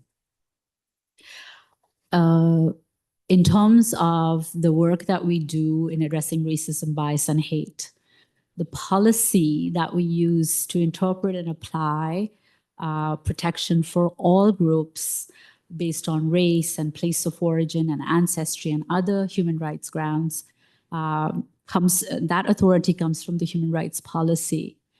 Understanding issues of racism, bias, and hate is also done through a human rights lens with human rights definitions arising from the human rights policy. The board code of conduct also specifies conduct. So we have a frame within which we work to understand the student experience, its impact, and address it, identify and address it. In terms of specifically anti-Palestinian racism, several human rights grounds intersect in that area. Place of origin, ancestry, ethnicity, and so on. And these grounds can be used to identify and address anti-Palestinian racism. As we have already seen in the portal data, we have incidents tracking under Islamophobia and anti-Middle Eastern racism, for example. Thank you. Thank you. If I can have a follow-up, Mr. Chair. So there have been definitions of anti-Palestinian racism created by different organizations. And I think why I would like to move an amendment. And if you want to put up what the amendment is, please. I want to ensure that TDSB policies and programs are bound to comply with the Ontario Human Rights Code, that staff confirm any definition on APR that is used in the TDSB is in compliance with the Ontario Human Rights Code. And the reason why I make that is because there are definitions of anti-Palestinian racism that are outside the bounds of the Human Rights Code that don't protect all identities. And I think it's really important, as my colleagues have said, that all identities within the Toronto District School Board are protected. So just to ensure that a definition that's being used in the Toronto District School Board is not one of the definitions that erases other people in order to promote people is used for us. So if I can ask staff directly, do staff have a definition of anti-Palestinian racism they're using? For you, Mr. Chair. Thank you, through the chair. No. Sorry, just to repeat, you said no, staff do not have a definition of anti-Palestinian racism they're currently using within the sport. Thank you, through the chair. When we as staff put forward the notion of anti-Palestinian racism as part of the anti-hate, anti-racism strategy, part of what the director at the time outlined very, very clearly was that there was not a definition that was associated with that particular term that we would be using. And that was the statement at that point in time, and that would be the statement at this point. Thank you. Thank you very much. So I don't think there is anything that takes away from the original motion at all to honor all identities within the sport by ensuring that, once again, we make it really clear to all members of our public that whatever we will be doing is in compliance with the Ontario Human Rights Code. So that was my amendment for A. And my amendment for as part C would be that we need to ensure that all the terminology we use across the TDSB, whether it's the portal, public communications, training materials, reports, etc., are in line with the Ontario Human Rights Code. So I'd like to move those amendments in support of ensuring that all identities across the Toronto District School Board are protected within the 17 protected grounds of the Ontario Human Rights Code. Thank you, Mr. Chair. Thank you, Trustee Laskin. This is being seconded by, who's the seconder for this amendment? Trustee Pei? Okay, Trustee Pei is seconding it. Now the speakers list will be on the amendment to the business arising. So Trustee Rajakulasingam and then Trustee Lee. Chair, my comments were for the previous motion prior to the amendment. If I do have a comment on the amendment, I'll come back on the list. Thank you, Trustee Rajakulasingam. Trustee Lee, are you on amendment or the amendment? Go ahead. And then Trustee Lee. Thank you, through you, Mr. Chair. Thank you, Trustee Laskin, for moving this. I do want to ask Trustee Laskin if you'd be amiable to adding or citing the Canadian Charter of Rights and Freedoms in addition to the Ontario Human Rights Code, as the rights of freedom protects the fundamental freedoms of conscience, religion, thought, belief, expression, freedom of the press, of peaceful assembly and association. I feel that might be relevant in this context as well. No issue if you want to add that. My recommendation is after the words APR used in compliance with the Ontario Human Rights Code and also the Canadian Charter of Rights and Freedoms. Thank you. I will treat that as a friendly amendment with the mover so that we don't have to go into a seconder and have another layer of amendment, but Trustee Ditavides and then. Yeah, just a question for the mover. And I don't know the answer to this, so I'm not asking the question knowing the answer, okay? So I'm hopefully you'll take it as a question in good faith. Do we have definitions within the school board for other categories of racism, like anti-Black racism, Islamophobia, and so on? Do we have them? Yes, we do in our equity policy. In what, sorry? Our equity policy has a whole list of definitions on the back. Okay, so question for staff. So part A is to create a definition that is consistent with the Charter of Rights and Freedom and the Ontario Human Rights Code.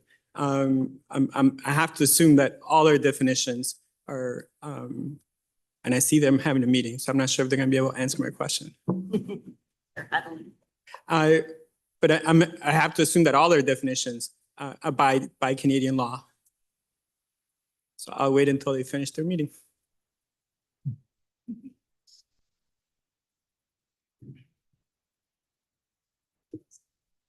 So to staff, there was a question for you. The question is whether or not all the definitions that we use within our human rights policy abide by the Ontario Human Rights Code and the Charter.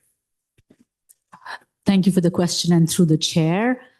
The human rights policy has definitions that arise both directly out of the Human Rights Code as well as definitions that arise out of human rights case law, as well as definitions that are created for better understanding, interpretation, and application of human rights legislation by the Ontario Human Rights Commission themselves. And I'm speaking about policy P031, the human rights policy. Thank you.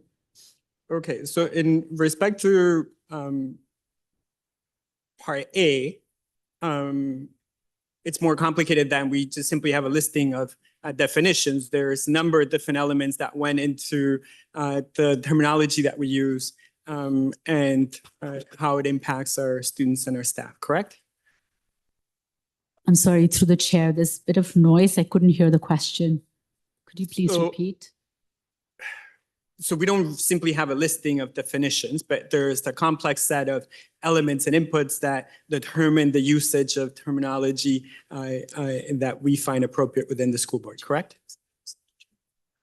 I'm sorry, can I ask you to repeat the last part again, please? In relation to definitions of the terminology that we use, say anti-Black racism, Islamophobia, etc., we use it within a context of what you just described, correct? Exactly right. Okay. If I may support the response, when there is a concern or an allegation, an incident that there is a perception that there has been hurt, harm, bias, discrimination, that incident is reported through to staff, to the Human Rights Office, and under the leadership of Mahajabeen Ibrahim and her expertise and the team's expertise would analyze all of the facts and the context surrounding that incident to see if it met a threshold of hate, harm, discrimination, and so on. So it's less about definition in writing and more upon the expertise of understanding the context, the intention, the impact, and so on. And I would assume through the chair practice, right? Because one of the elements of the answer was common law, for example. right? So, okay. So, I mean, obviously I can support A. I have to understand what I'm voting for, and I had to ask some questions. But I can also assume that we at the school board are at least explicitly or intend to be in accordance already with the Ontario Human Rights Code and the Canadian Charter of Freedoms, right? Like, if we weren't, we would be potentially sued, correct? Absolutely. It's a legal obligation that we have to meet our obligation under the code, both in provision of education and employment. Thank you. Okay. And for B, I have other questions. I don't know how to frame them though, but this seems like a lot. And my questions to staff is almost if you can come back with a report on what this all means, because I have a hard time understanding like all it could potentially include, you know, but I'll leave it at that. And thank you to the movers, and I'll pass it back to the chair. Thank you. Can I pass the chair to you? Yes, go ahead, Chair Shan. Thank you. So through you, Mr. Chair, to our equity folks or human rights department, how often do we change our definition of things that we discuss, like anti-Black racism, or don't definitions evolve and change over time? Yes, they do. In fact, so in terms of the policy, I hope you can hear me. Oh, let me stand. In terms of the policy, in terms of what is in the policy, in terms of the glossary of definitions, that hasn't been open yet to a revision to be updated. But I do affirm that definitions do evolve and change in time. Thank you. I think Trustee Dawson's motion talks to this as part of the context in which this comes. One of my concern is that there's already a concern around erasure when it comes to Palestinian identity. And then when an APR related stuff comes, that's when we all get worried about the kind of harm something like APR can cause. Something that talking about APR can cause. This particular section could be applicable to other definitions. But we have not talked about it in other contexts. But we talk about it here and attach it to a conversation around anti-Palestinian. If this was a motion that is talking about this to be consistent with all of our definitions, I'd be happy to support, because we have to be very conscious about what we are stigmatizing. Whose conversations are being valued, whose conversations are being muddled and unheard and deliberately unheard, deliberately silenced. And then when we add layers to the initial, we haven't even gotten to the definition. We haven't even started much of the work in this board when it comes to anti-Palestinian. We are already kind of figuring out ways to limit that in ways that is counterproductive, I would say. I agree with the sense that we have to, I cannot believe the largest school board in Canada would be coming up with something that is contradictory to Ontario Human Rights Code or to Canadian Charter. But the fact that when we are talking about APR, that we need to kind of constantly remind, we feel that we need to remind because we think Palestinian identity somehow is going to be discussed in a way that's harmful to somebody else, is overly surveilling an identity that is already being surveyed. So I think it's important for us to take the gist of this and incorporate that into all definitions, which I'm assuming the staff would do, but not necessarily isolate this particular criteria as if it's special that needs to be applied on a conversation around anti-Palestinian racism. Mm-hmm. We have talked about anti-Black racism, we have talked about anti-Indigenous racism, we have talked about anti-Semitism. Did we attach this condition in each of those work? Because do we believe our staff will not know what to do when it comes to APR as it relates to this?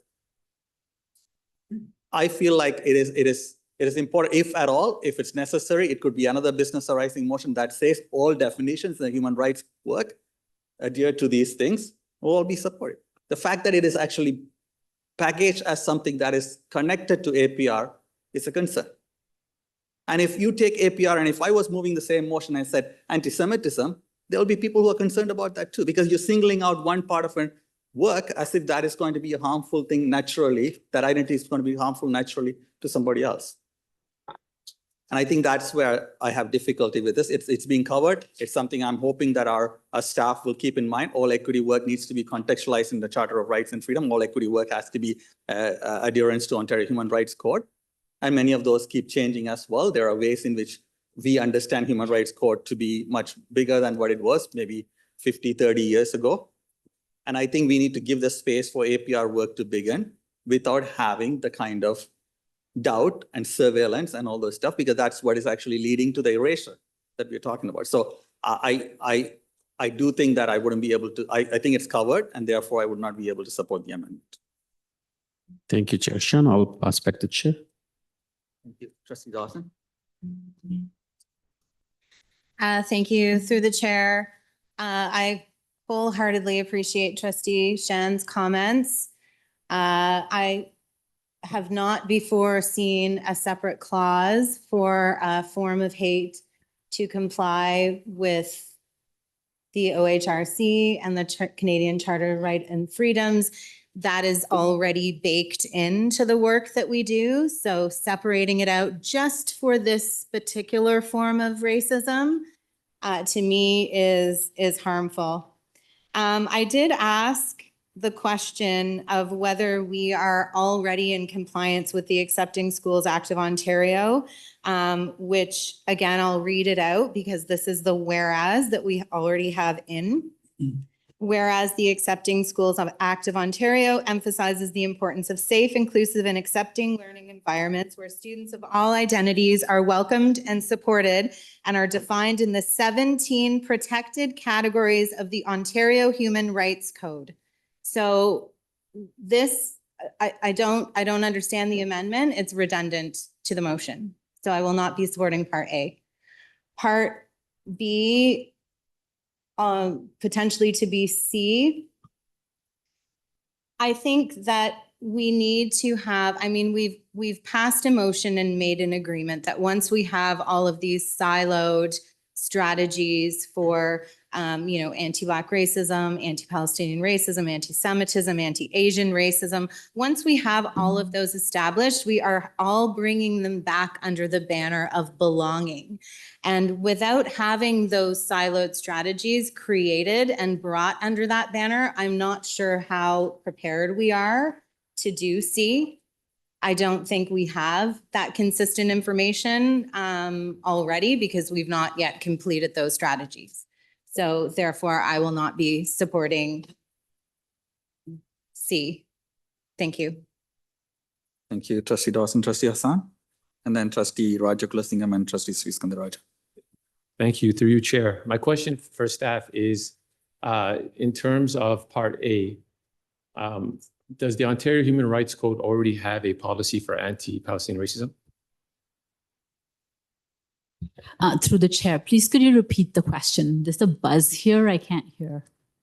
Does the OHRC already have a policy for APR in place? The Ontario Human Rights Commission does not, to my knowledge, have a separate policy on, they do have an express policy on racism, but not specifically on anti-Palestinian racism, but they've talked about how it could be addressed under the code. Thank you.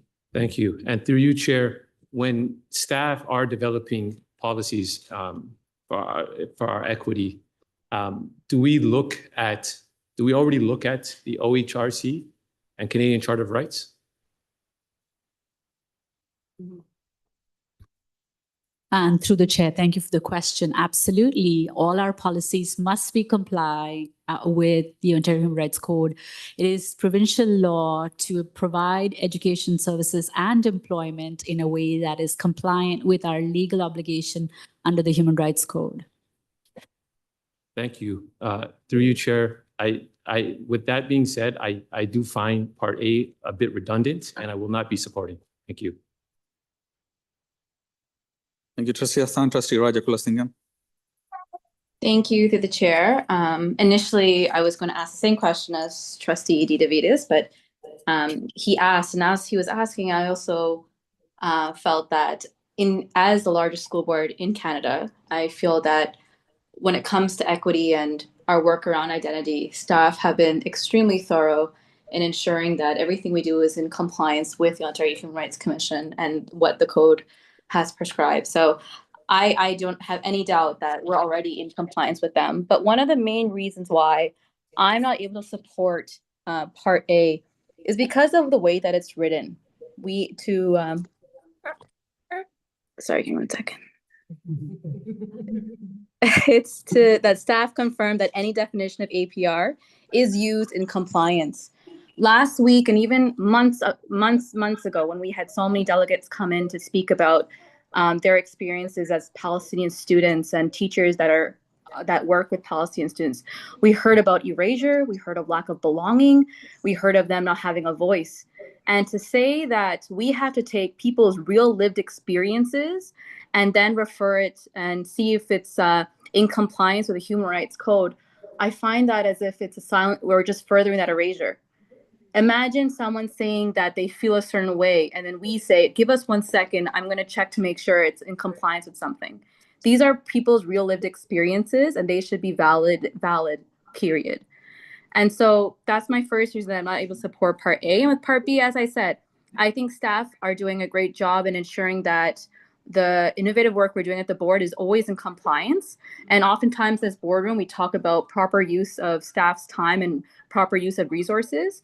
So I cannot support the motion, the amendments in this context. However, if in the future we want to see in 2025 is all of our strategies and all of our terminology up to date, I would glad to be supported then.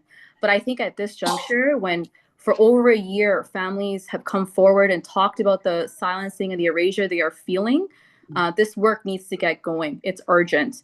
And I don't feel that it's fair to delay those voices. I remember last year when one of the reports came forward, there was a category for Islamophobia and there's a category for Middle Eastern racism. And I had asked specifically, how can we fit Palestinian experiences within Middle Eastern experiences when all the countries in the Middle East are having different experiences right now? We cannot say that they're the same.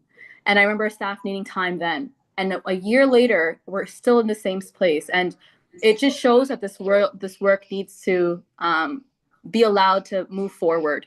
And it's just, we don't have any Palestinian voices at this table. And I think the delegates have come forward and made their case very clear. So that is why I cannot support the amendments, but I will be supporting the original motion because I think it's much needed work. Thank you. Thank you, Trustee Raja-Glustingham. Trustee Sri Skandaraja. Thank you, everyone. Thank you for the conversation. I share my views with Trustee DeVitas. I was very confused about all of this language that's on the screen, and I think hearing everybody speak, I think it's much more clear to me. I just have a question about B. What does it mean to review all terminology? Does that mean we're opening up our equity policy? Like, it seems very grand in scope without really anything concise.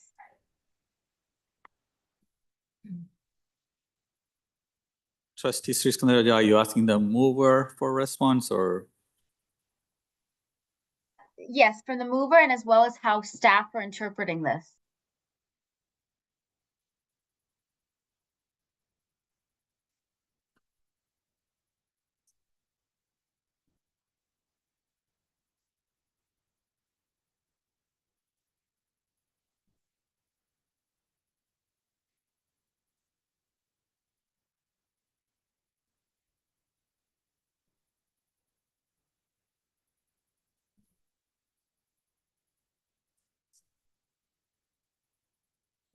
Through you, Chair, to Trustee Sri Skandaraja. I believe, Trustee Sri Skandaraja, you asked the mover to speak to this, and then staff can add. I think it's clear. I'm asking the director to review all the terminology used across the TDSB. It would be up to the director how they would do that. Thank you. Would staff want to add? Thank you through the chair. Part of the work that we do is based in human rights. That is what we do. The terminology, the definitions change with time. We as an organization also change with time based on context. So in order for us at this point in time, in order to review all of the terminology across the TDSB, from our perspective, that would be a very daunting endeavor at this point in time, when part of what we also know and we realize is that we actually need to do the work. That's what we're hearing from communities. That's what we're hearing from trustees. That's what we're hearing from staff. Let's focus on doing the work. Thank you. Yes, thank you for that, staff. I think to the scope of work that's being requested, I think is something that is not something we should just put on the floor. I think it needs much more conversation to be had, especially since we've been making this ask around the equity policy and the terminology for so long. I just don't think this is the appropriate place or time. I think we need more thought to go into this. And so I can't support what's in front of us. Thank you. Any other trustees to speak? Trustee Pei? Thank you, Mr. Chair. Through you, I would like to ask a few questions to the staff. From previous question from Trustee Laskin, who's asking is whether there's definition for APR. So I want to ask staff, if there's no definition of APR, why staff propose this type of racism? On what basis? Is it based on race, based on religion, based on country origin, or based on current geopolitical conflicts? Thank you. Through you, Chair. The reason that anti-Palestinian racism was included, and we shared this when it first came last June, and that was based on the fact that we were being responsive to the voices of students, community that shared exactly what is being talked about tonight, which is that they felt that they were facing issues of anti-Palestinian racism at the local level, within their schools and within their experiences in the district. Okay, thank you. Mr. Chair, so I want to ask a staff question. If tomorrow there's some Chinese students have bigger voice talking about anti-Chinese racism, and then the next day there's some Hindu students is going to talk about, like, anti-Hindu racism. So how our board going to respond? Are we going to make sure every single the country of the 193 countries of United Nations is going to be named for racism? Or we're going to name every single religion as a racism as well? So how far we want to go at the board? What I can respond to say to you is that in the very beginning of COVID, Asian students, specifically those of Chinese descent, also spoke to the need and what they were experiencing. As a result of that, we moved to the anti-Asian racism work that we started, including the document and the resource that is not only used within this province, but nationally and internationally. So I'm sharing that to say that when a large group of students come forward, we try our best to be as responsive as necessary. Okay, thank you.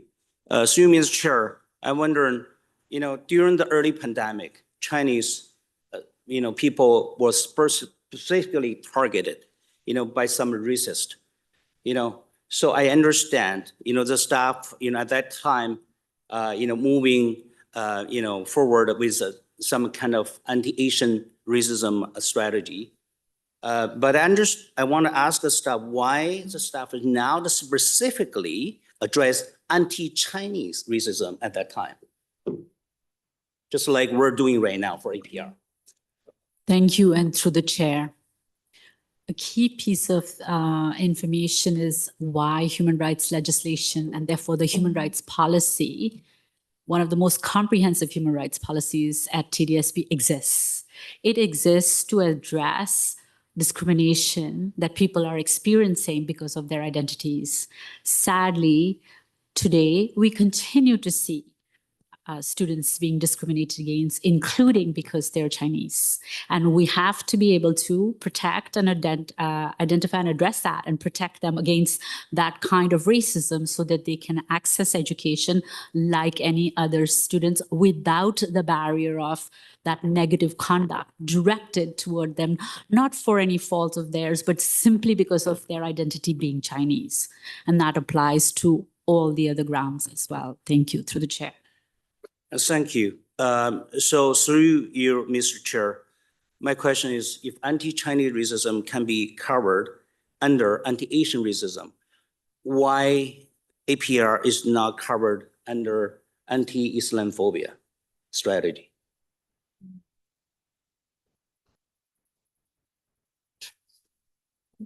Thank you, and through the chair. And there are places where we're able to subsume different groups together in order to address a particular situation. And there are times when there are acute situations that come up that where voices are so pronounced that we are making sure that we want to be able to create spaces specifically for groups. Part of what we've looked at, and we've had this particular debate around what could be meshed together and what we're not able to mesh together. And so as this particular process has evolved, we are working towards moving away from this whole notion of definitions and talking more about where is there harm that's being done to students and how do we actually support using that human rights lens. That has been more our generic approach as opposed to engaging in the specific groups, because that's led us down a particular path that we're trying to move to more human rights space as opposed to individuals. Thank you.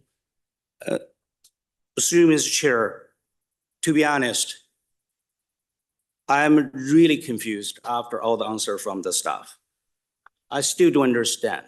Is APR based on race, religion, or country of origin? If Palestine is country, or the region, or based off current geopolitical conflicts?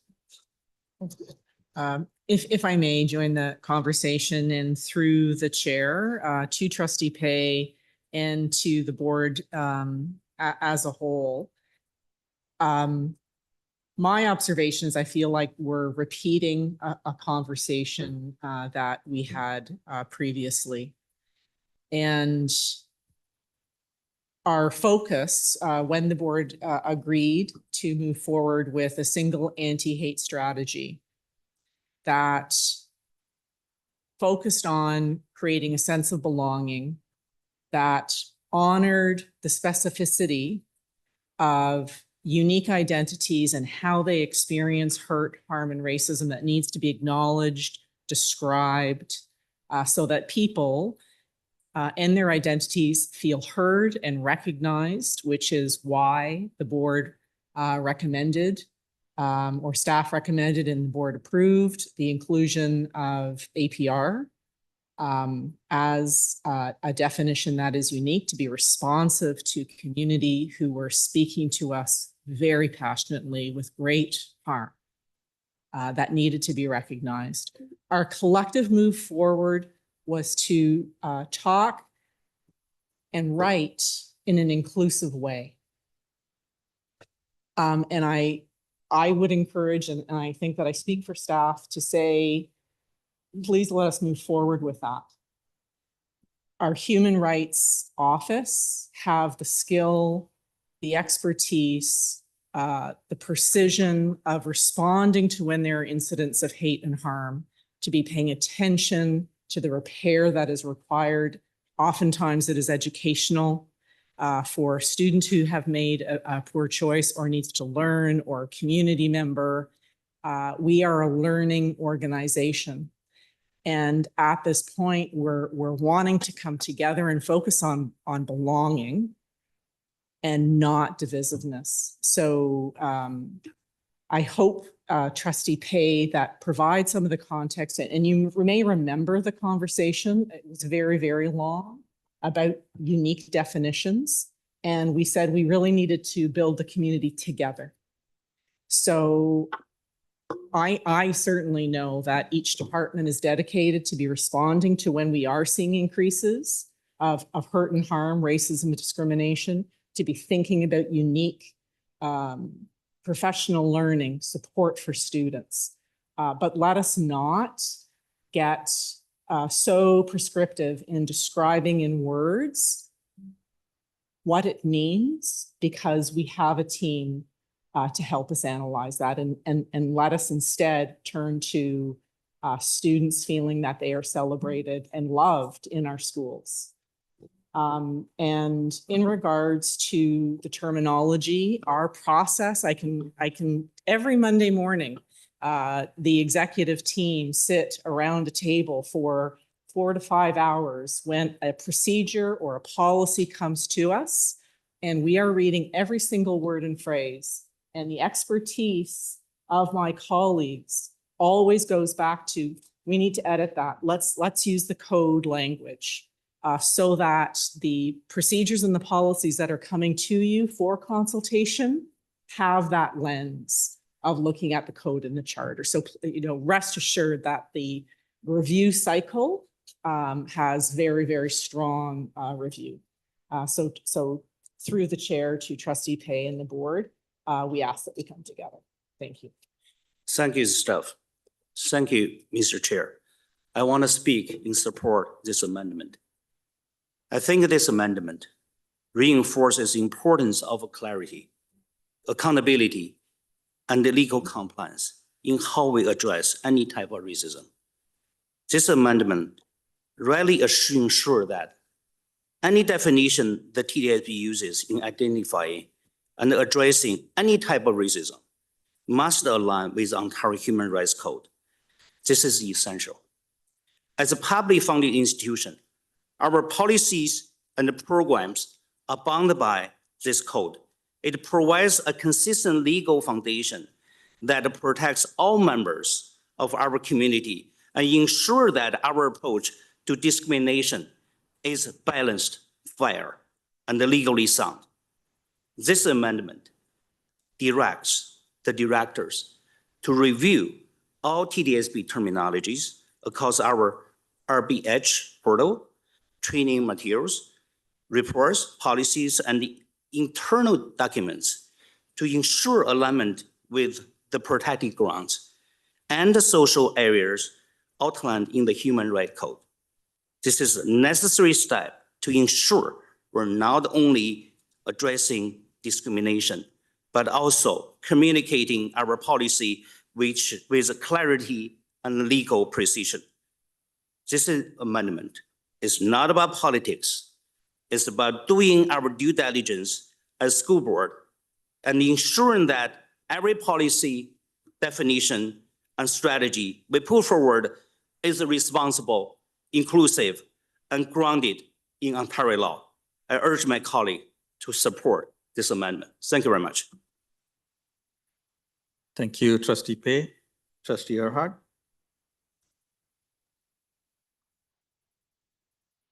Hi, thank you. I hope you can hear me. I can't see myself on the screen there. I've been trying to listen, and in listening, I'm going to see, and I don't know if the movers of this amendment would be open to it, because I agree with that any definitions used in a school board must be in compliance with the Ontario Human Rights Code and the Canadian Charter of Rights and Freedoms. So I agree with that, and I will support that.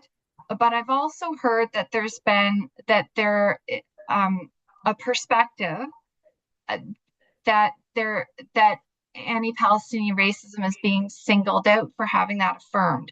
So I wondered if we would be open to either an additional point or framing this that any definitions used in this work be in compliance with the Ontario Human Rights Code and the Canadian Charter of Rights and Freedoms as part of Part B, or simply stating it as a standalone point in this. I could move an amendment like that if it's helpful. I wonder if the movers of this would be open to that modification, however, in their work, just so that we're not doing amendments to amendments in the spirit of seeking to bring belonging for all into this work. Thank you. Thank you, Mr. Chair, and thank you, Trustee Earhart, for your comments. I think the point that's being missed in this conversation is that there are definitions that exist that we use in the school board for all other forms. There is no definition, and you heard our staff articulate, there is no definition of anti-Palestinian racism being used in the school board. The problem that I have is that there are definitions of anti-Palestinian racism out there that I have been told we are using as a school board. And what I wanted to make it clear through this motion and this discussion was that we aren't using some of the existing definitions that are not in compliance with the Ontario Human Rights Code. So it seems to me that whole point has been missed from the comments from my colleagues. It seems to me that yet again, staff are saying that we're fighting against something that they have no definition for. It's clear that in the Ontario Human Rights Commissioner's letter, whose work was praised earlier for their anti-Black racism work, when Patricia DeGeer wrote and said that the OHRC has determined that the existing grounds of the Ontario Human Rights Code provide the necessary protection to deal with any form of potential discrimination, such as anti-Palestinian racism. I wanted to make the point that in this school board, we protect everybody's rights. And we don't use a definition that other people are using that diminishes the rights of others.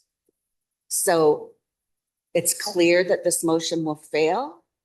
It's clear that it's become yet again divisive. When I tried to move from the original motion to this, why it's being amended, a year ago in June, I asked this board to consider moving mandatory anti-Semitism training and could not get that past the board. I had to remove mandatory anti-Semitism and make it human rights. So I think this discussion, although it's not leading to the conclusion that I wanted to be crystal clear through a motion, that we would not be discriminating against one group in support of another group by using definitions that aren't in compliance. Mr. Chair, it's obvious it's not going to lead there. I'm withdrawing the motion.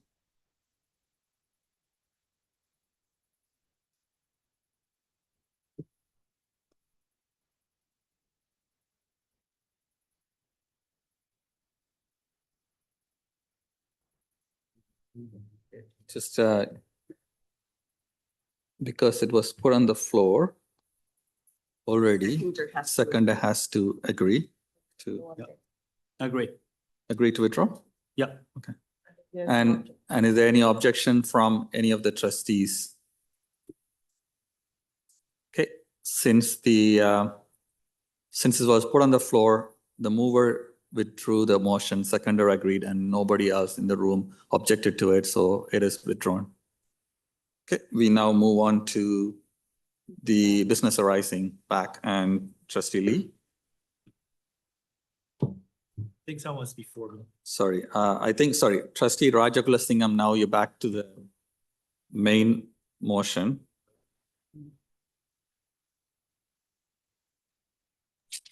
Chair, would it be okay if Trustee Lee goes before me? Sure, I'll put you back on the list. Okay, go ahead. All right.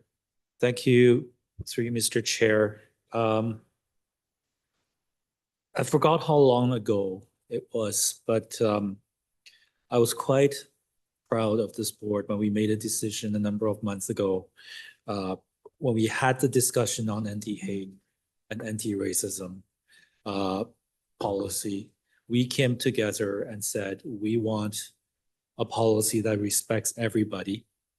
And we want one policy that pushes for unity as opposed to highlight division between the groups. And we said that we want staff to do all the work that they need to do to understand each group of our students, no matter what their diaspora is and what their background is, and formulate something that allows everyone to come under a roof that belongs to the TDSB and learn the curriculum. We are not going to solve challenges around the world within the school board. We will never find a solution that is acceptable to everyone, because a lot of the differences that we are discussing today, they have been around for millennia. And if we can solve it here, it would have been solved a long time ago. But what we need to do as a collective, as an educational organization, is to make sure that when our kids walk through a door belonging to the TDSB, they leave their differences behind, they respect each other, and they learn as prescribed under the Education Act. We're not here to highlight everybody's differences. We're not here to put one group ahead of another, and we're not here to,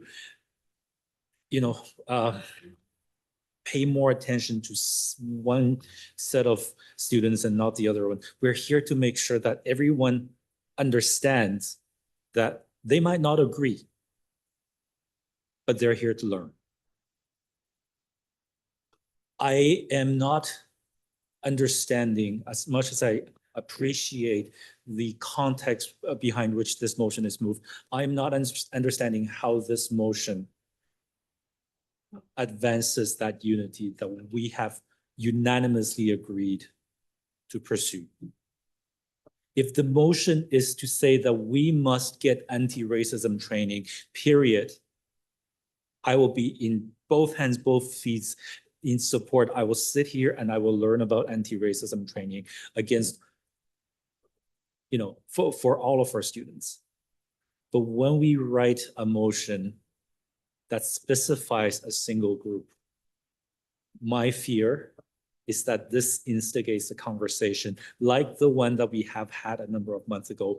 And colleagues, that conversation was destructive to this organization. It didn't help any student.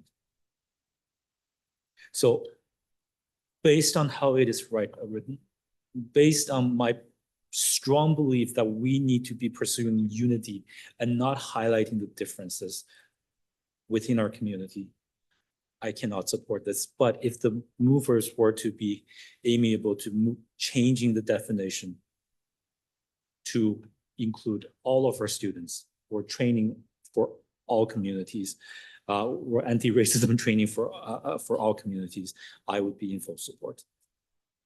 Thank you. Thank you, Trustee Lee. Trustee Rajakulasingam, you're good to go now, or? Thank you. Yes, Chair. Yeah, go ahead. No, I wanted to thank the movers for this motion, but also Trustee King for her previous business arising.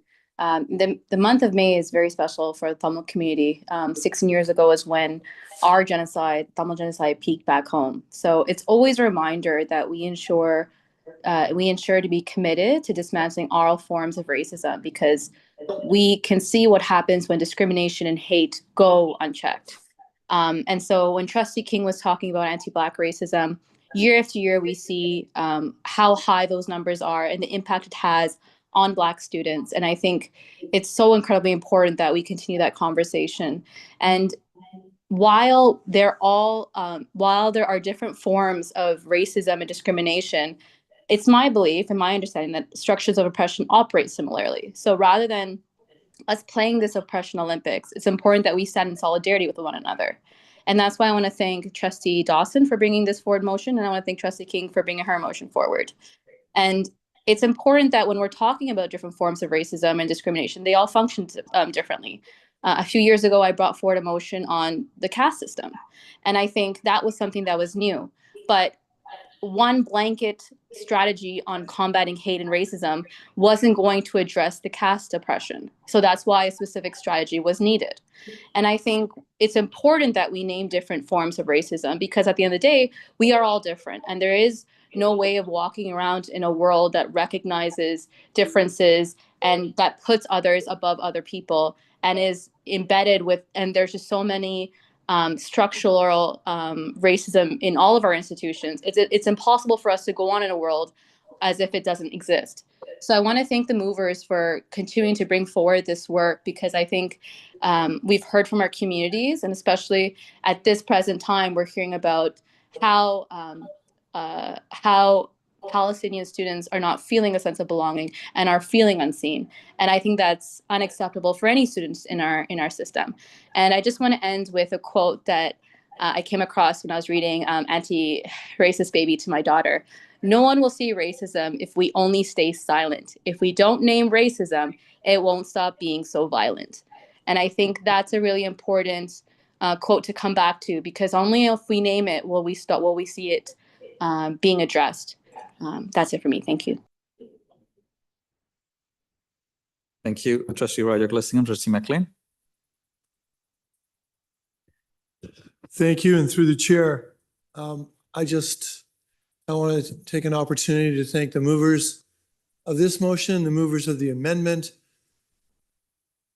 These are really challenging times, and this is really honorable work. Everyone is trying to come together and protect children and protect communities, and it's hard work. As Trustee Lee mentioned, if it was easy, it had been done already. And it's not easy, but it's important that we all come together and take small steps together. Sometimes we'll take a step back, but as long as we're focused on trying to do better and protect the children in the board and in the district, I think that's important. I think at the moment, I love the idea of the one umbrella anti-hate policy and what that represents in terms of belonging. But we hear all the time that if people aren't identified, they feel excluded. And at the moment, this motion represents two groups that are feeling isolated and threatened in our community and not feeling supported. And so I'm willing to support the motion and take positive steps to try to protect both of these groups who I think since October 7th, 3 years ago, have been in tremendous pressure and tremendous challenges. So this isn't going to make it all better, and this isn't going to fix it, and our work isn't going to be done if we pass this motion, but this will be a positive step in the right direction. And as long as we do that, I think that that's an important thing to keep in mind, and I think we can feel good about it, is that we're all in a good place, trying to do good work and trying to move forward. So, thank you. Thank you, Trustee McLean. Can I pass the chair? Go ahead, Trustee Shen. Thank you. I think going back to the day that Trustee Lee talked about, that we were working towards a unified strategy. The unified strategy means that it takes into consideration the disparities that impact different communities differently. When we talk about anti-Black racism, there was a lot of hard work that went in to show that centuries, 400 years plus or even more of centuries of anti-Black racism and this deeply entrenched systemic inequities. And that needs to be addressed separately. And I think we have to figure out a way to understand that different forms of, and then anti-colonial racism and anti-indigenous racism and colonialism needs to be understood as a core foundation of our work. So I think when we talk about anti-racism work, it's not about equally splitting everything up, but it's about understanding different experiences. And if we don't understand a particular experience and it's coming to us on our face, we take the time to learn that experience and inform our practice. So in 5-6 years may not be the biggest talk of the year, but at least we incorporated that learning in. Here is a form of racism that we have very little understanding of, and we need to make that effort to do that. And I think, I think people who fought hard to have anti-Black racism addressed as a distinct strategy did the work for everybody else, because I think that 400 plus years of structural inequities that are going to be addressed is going to help any other community that is facing systemic racism, because it's deeply rooted. But for other communities to understand why this has to be a priority, has to be taught, because everybody else will be saying, what about us? What about these people? But it's important for me as a non-Black racialized person to understand why anti-Black racism needs to be prioritized in my work. So I think there's a bit of a confusion. We can have a unified strategy where we understand, but it doesn't mean we erase the forms. We just ended up celebrating Heritage Month earlier. There was distinctly different communities. So if we are willing to celebrate different cultures and so on, and not close our eyes for the inequities that these cultures face, because then we are actually saying, okay, we'll celebrate all of those things, but if you're having struggles, if you're having issues, if you're having barriers, if you're being put up all those walls in your success, we are not going to care about it, because we are celebrating you. I think it is important for us to take these Heritage Months as ways to commit to remove. So if we are going in that route to kind of look at, celebrating different communities and understanding, we also need to commit to looking at different challenges these communities have.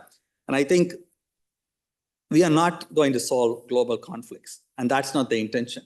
When global conflicts impact a child here, we need to be able to see them, hear them, value their experiences, affirm their experiences, give them the space to heal, and that is the part of the work. So it's student-centered. It's not about trying to solve an issue. I hope no teacher is going in to try to bring communities that are struggling with the thing into a room. And some teachers try to do that with a Tamil thing. They brought some Sinhalese students and Tamil students, put them in there. They gave them songs to learn and all that stuff. And that's not the pedagogy we want, because you're forcing kind of reconciliation to a group of people that are not necessarily directly, but they're impacted. So I think it's important for us to know it's not about solving global conflict. It's about understanding how students are impacted here, and to be able to affirm their identity, be able to do that in a way that's respectful, does not harm other people. But there has to be that space to learn. So I think in all of these things, we got to figure out this work together, and our work will need to be done completely. We set off on a path and we named these different forms of racism and discrimination. We said we are committing to learn more. Once we have finished all of these pieces of learning, maybe the brains behind our equity department, the hearts behind our equity department can come and look at overarching themes, underlying root causes, and so on, and figure out that unified strategy. But then we have to have that lens each time we experience a person. Anti-Black racism related approach may not work for somebody else, but may work. So it's important for us to have that approach. So I know this will be hard work, but we signed up for hard work. And we as board signed up for hard work. We as educators signed up for this hard work, and it's changing world. So I do think that we have to continue this path, get the APR related conversation happening, come up with strategies, look at all this situation, all the things that people want to share with us, and then start collating those common grounds and so on. So I think I'll support the motion wholeheartedly, because I think it's about time we do this work.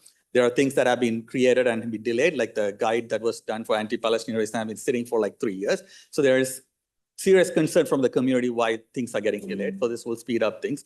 So hopefully we can move forward and get to a good point, unified in few years. Thank you, Trustee Shan. We'll pass back the chair. Thank you. I don't know if there's anybody else online. No. Okay. Seeing no other speakers, the motion is moved by Trustee Dawson, seconded by Trustee King. Sorry, can we have a recorded vote? Yeah, so we'll move on to a recorded vote on this.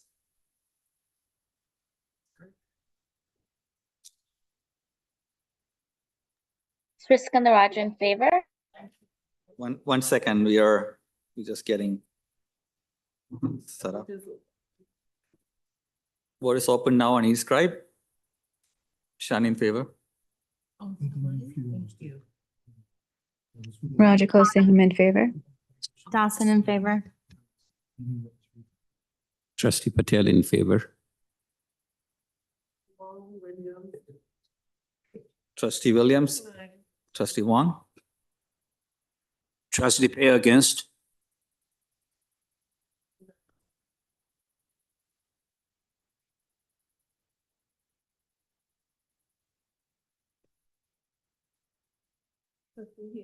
Trustee Hastings. Trustee Hastings against. Trustee Klein, Trustee Nanziara. Trustee Nunziata against.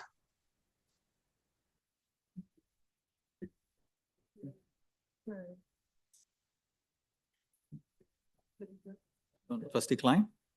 Just voting on. She voted on.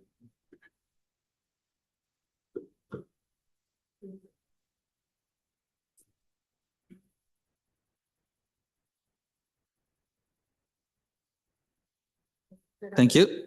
It's carried. We move on to next speaker on the list, Trustee Laskin. Thank you, Mr. Chair. That conversation, I think lends itself to this item of business arising, which is addressing the rise of the reports of anti-Semitism.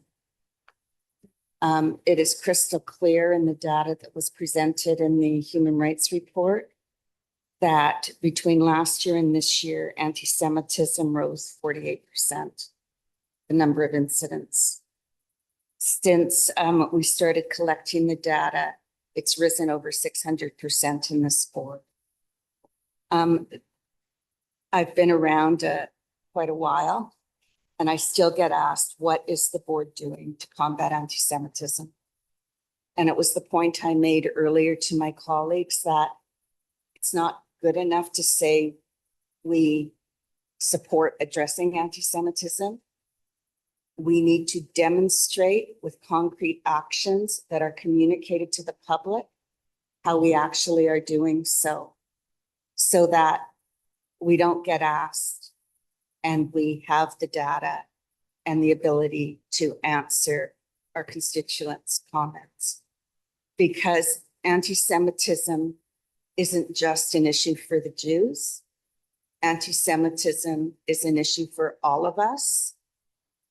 That famous poem from the Holocaust, you know, first they came and there was no one. So that was the Jews. So I don't think we can deny our data. In fact, I would argue that our data is vastly underreported, as it is with many other groups who feel that there's no need to report because what is the board going to do about it anyway? We have to change that narrative. We have to give our public confidence that we take all forms of hate seriously, and we are proactively working to address it.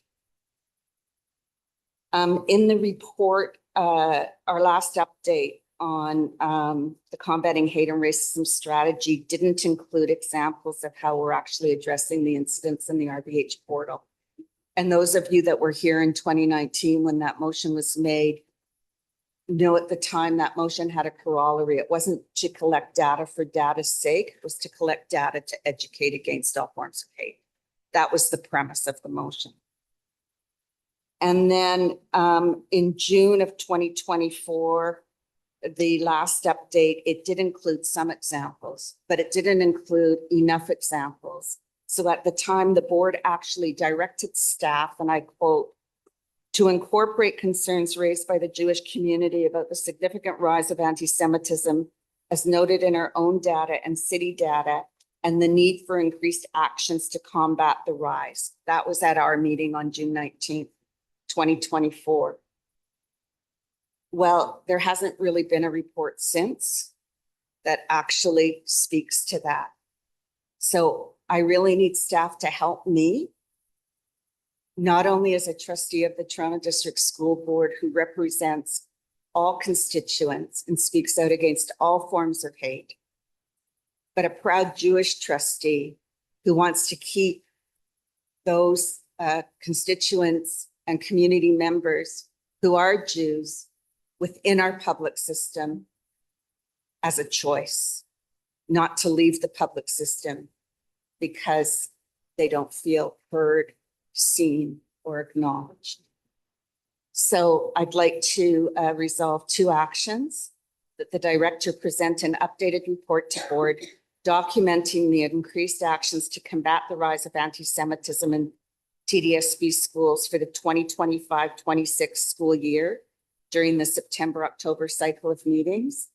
And in making that motion, I don't want to be exclusive. This can come in the form of a larger report that documents all forms of hate. It doesn't need a specific report. It just needs to document the increased actions that combat anti-Semitism. So I hope staff realize that. And then the second part, which for me is most important, is that the director explore having a dedicated full-time TDSB staff member lead that actually works to combat anti-Semitism to ensure it's taken seriously and responded to appropriately in TDSB schools. And you can read the rest of it for yourself because I have run out of time. Thank you very much, Mr. Chair. Thank you, Trustee Laskin. Second by Trustee Klein. Would you like to speak to it now? Or? No, thank you, Mr. Chair. I think Trustee Laskin has said it all. Thank you. Yeah. Trustee Chair. Yeah, go ahead. Go ahead, Trustee. Trustee Laskin, just asking the chair to ask a question around the second one when it says explore. It is not a direction immediately, as it would require financial attachment of resources to identify. So you're directing the chair to explore, which means to not having to identify a financial source, just so that it's No, yes, Mr. Chair, it did not say hire another central coordinating principal. It did leave it open. I know there is some restructuring going on.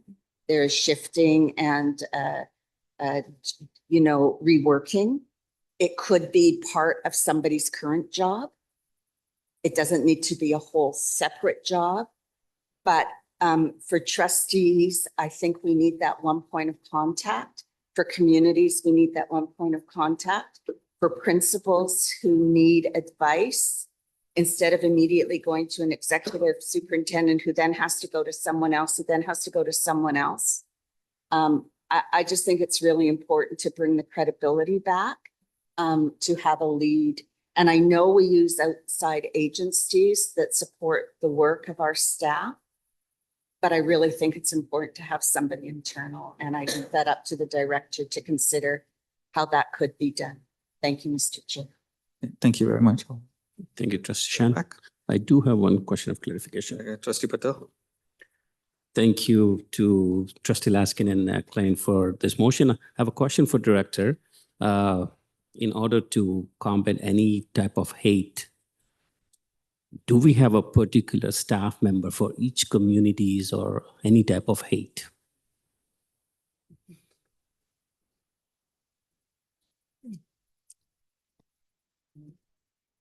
Through you, Chair. In terms of the work that is done in addressing various forms of hate and racism in the district, it moves through the equity department. We do have a diverse team, but we don't have someone specific for each and every area of focus. Thank you. And through you, Mr. Chair, just for the knowledge, in case if we don't have that staff member, how do we operate? How do we counter such issues?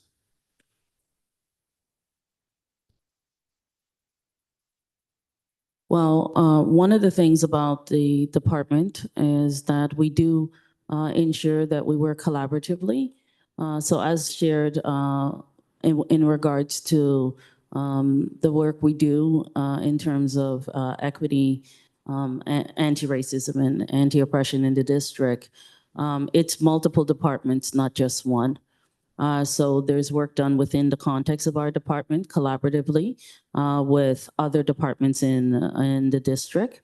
We also work collaboratively in schools with educators there. And most importantly, for the spaces where we also need additional support, we do work with community partners and community leaders in specific areas to help to guide us and direct us as we move forward. Great. Thank you, Chair. Thank you. I have Trustee Lee and Trustee Pei. Thank you, through Mr. Chair. I have nothing if not consistent. On the last motion, I mentioned a need for unity and the need to continue our work on a unified anti-hate and anti-racism strategy where we look for similarities and teach our kids to respect each other's differences. Just like how I said I could not support the last motion, I also cannot support this one because it falls under the same conversation of how should we approach anti-racism, anti-hate, and frankly, mutual respect within the TDSB. We are already doing work on a holistic anti-hate, anti-racism strategy where staff is researching the need of every community.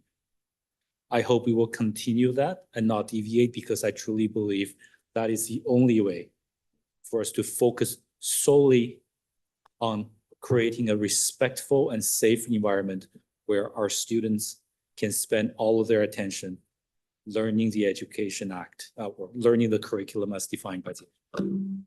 Okay, so with respect to the mover and appreciations, once again, to the context behind which this motion is moved, I will be voting against. Thank you. Thank you, Trustee Lee, Trustee Pei.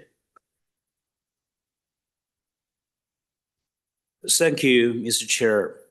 I rise to speak in support of this motion, which responds directly to both the data and this growing calls from our Jewish community for action. We have heard repeatedly from parents, educators, and community organizations that anti-Semitism is on the rise, not just across the world, not just across Canada, but right here in Toronto and right here in our schools. This is not abstract concern. It is immediate, local, and deeply personal for those affected. The TDSB's own Human Rights Annual Report shows a 48% year-over-year increase in reported anti-Semitic incidents, 312 in total. This is over 300 instances where Jewish students and staff felt targeted, dehumanized, or unsafe. This number demands more than acknowledgement. They require action. This motion ensures accountability. The board and the public deserve an updated, transparent report in the fall, detailing what we are doing to combat this disturbing trend. Our previous report, while helpful, did not sufficiently show how incidents of anti-Semitism are being addressed in practice, especially through the RBH portal. This motion is about a meaningful capacity.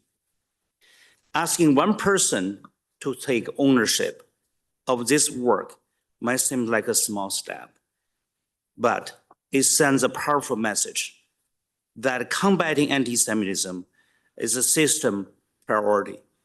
This individual could help us coordinate anti-hate education, engage directly with the Jewish community, and ensure our responses are not only appropriate, but preventative.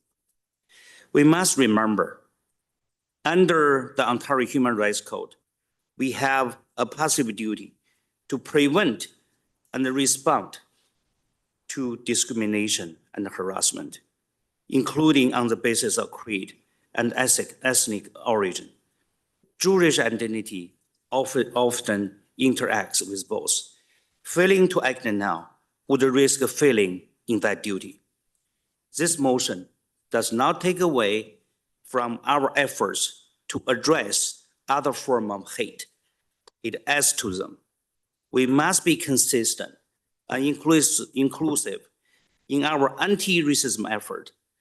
And that means standing up against all forms of hate without exception and without delay.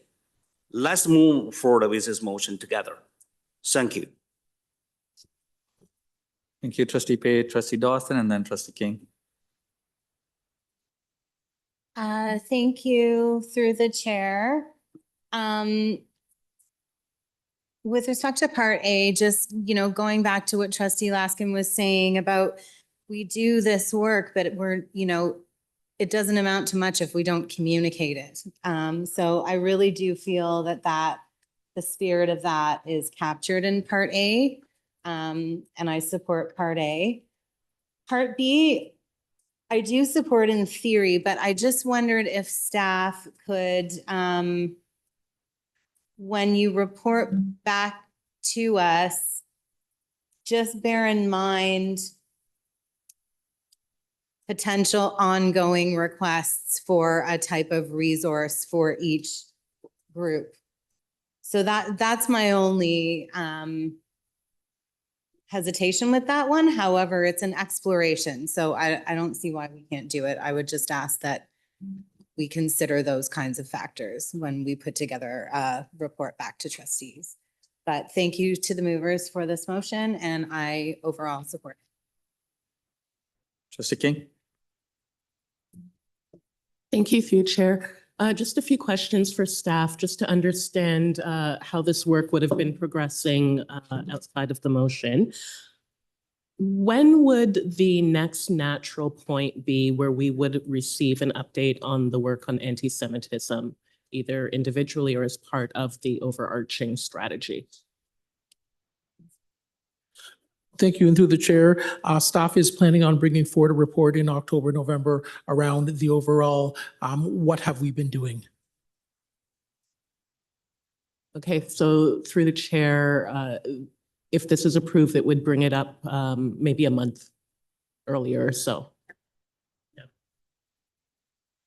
Through the chair, the original plan is October, and within that plan, we were bringing the information, similar information that's being requested right now at that time. Thank you. Next question.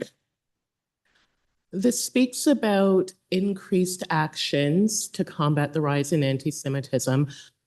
I just want to understand, as you're doing the work, consulting, developing the strategy, the work that's underway right now, are you implementing new actions as you go as well, or are you waiting to consolidate what's been heard and then putting actions in place?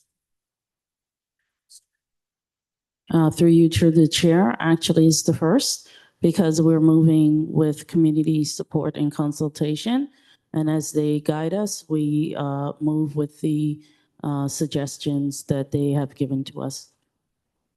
Thank you. Through the chair, it would be correct to understand then that there could be an increase in actions that are already being done. We could see more volume, but also some different and new actions as well. Yeah, so for example, one of the feedback we got was around making sure that not only senior team, but administrators, because they're closest to their schools, be able to gain knowledge and understanding. And so we worked with that, with community partners in that way. We've also been able to, within our work, with our social work, our social history, world studies team, be really intentional on how they are moving forward with experiences that are happening in schools. So we, as we are guided, it has been brought to this floor many times that the concern that the work is done without the support of community. So we've been very, very intentional to make sure that every step we take, we're taking it within the guidance. Thank you. Through you, Chair, if I may add to that response, all incidents that are brought or reported to us, action is taken through school administrators, through superintendents, and so on. In that action, it is also looked at first and importantly, supporting the impact on the student or students who have experienced the behavior. Secondly, how do we prevent this from happening? And those remediation measures include looking at preventing that incident from happening in that classroom and that school in the future.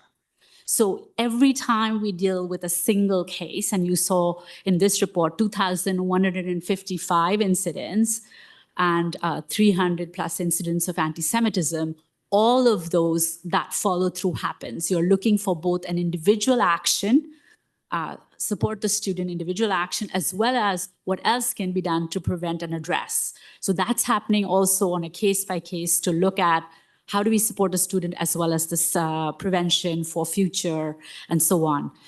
I just wanted to draw the attention to that. So that work is ongoing. And the other thing I'm going to point to is that you are seeing a continued increase in the number of incidents in the portal. The previous annual report, there were 2,028 incidents. In this annual report that we've brought to you, there are 2,155 incidents. And so the number of reports in the portal, we're also seeing a fast turnaround, as in people taking action, moving through that very quickly through school administrators and through their superintendent support and then central department support. While I'm here, if I may please draw your attention to, so in terms of that second clause that says there were 2,155 reported incidents of racism, bias, and hate in this reporting period, that's correct. And also of these correctly stated there is that 14.5% of incidents, or 312, were absolutely anti-Semitic incidents that sadly our students experienced, but we know were followed up and acted on and so on. There is the last part of the clause that I understand from our research folks that we in terms of how we explain this data, actually I'm going to call the research analyst to explain. So the increase, the way I understand it, in my perspective, I will put it to you, and then I'll ask the research analyst, who's our specialist, to explain how we explain this data. So because every year the base number of incidents is increasing, and this portal is about 5 years old. So every year we're getting better, faster, responding quickly. So seeing more incidents. So the report before this, we saw 2,028 incidents. In this report, we saw 2,155 incidents. And so what I understand from research is that the way we report is, so because all the numbers went up, you report what is the proportion of the different kinds of racism, bias, or hate we saw in the system. So it has been reported in the previous report around 10%, and in this report of anti-Semitic incidents, 14.5%. But the increase is 4%, but I'll ask, please, if I could call through the indulgence of the chair to George Tam, who is the research analyst, to please explain how we represent the proportional increase in anti-Semitic incidents and other incidents in the portal at the TDSB. So if I could please call on George Tam. Thank you. Thank you, through the chair. Yes, as Assistant Lead Ibrahim mentioned, last reporting period, we reported 10.4% of incidents were reported as anti-Semitism. And in the previous report last year, the report that you see before you is now gone up to 14.5%. So a 4-point increase. By convention, we typically report the point increases rather than a proportion of a proportion. The 48% is not incorrect, but it's by convention not the way we typically report these percentages. For example, when we look at the location of where incidents occurred, Last year it was 43% of cases of incidents occurred within the classroom, and this report it's 23%. So we report it as a 20-point decrease rather than a 47% decrease, because it can get a little confusing when you're saying 47% of a 43%. So by convention, we typically report the percentage decline or increase, and that is not to in any way to diminish any sort of shifts or changes that we're seeing, because if you look at a 4-point increase over what was previously 10%, that is certainly significant. We went from 200 and somewhat 210 incidents to 313, and that is something we're definitely looking at. But it's just the convention we use to make it more clearer and simpler for the general population to see what the increases or decreases are. Thank you.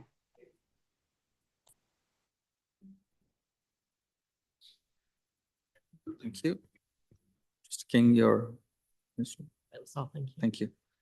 I have Trustee Klein and then Trustee Rajakulasingam. Thank you, through the chair. So for me, this is not just about prioritizing one group over another. It's about responding to real data with real action. We've heard about some of the data here already, so I'm not going to go over it again, but we hear about real data, and this is about responding with real action. It's about affirming that anti-Semitism doesn't have any place, like all forms of racism. So for me, supporting this motion is a step toward creating inclusive classrooms, safe classrooms, equitable environments for all, because our human rights policy commits us to be proactive in systemic action to prevent and address discrimination. Again, it's about real data and the real action. Thank you.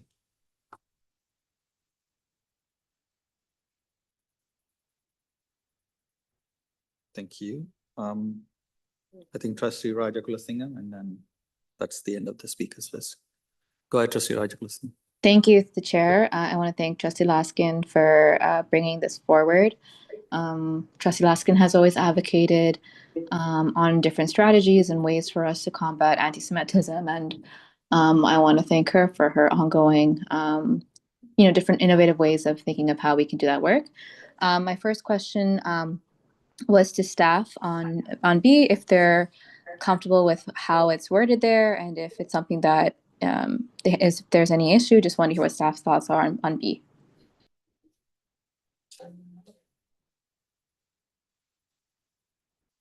Thank you, through the chair. With respect to Part B of this particular motion, part of our concern is with respect to the financial, and if there are any financial implications. Part of our approach has actually been to reach out to communities in order to around support for any one of the strategies that we've identified. So it would be with respect to any concerns around the financial implications and any precedents that might be set with respect to this motion. And to the chair, just a follow up. I understand Trustee Laskin's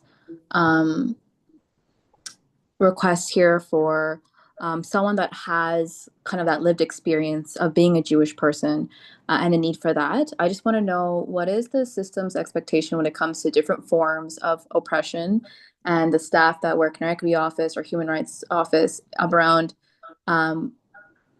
needing folks from that lived experience in those positions? Or is it expectation that anyone in those offices should be able to navigate those incidents when they arise?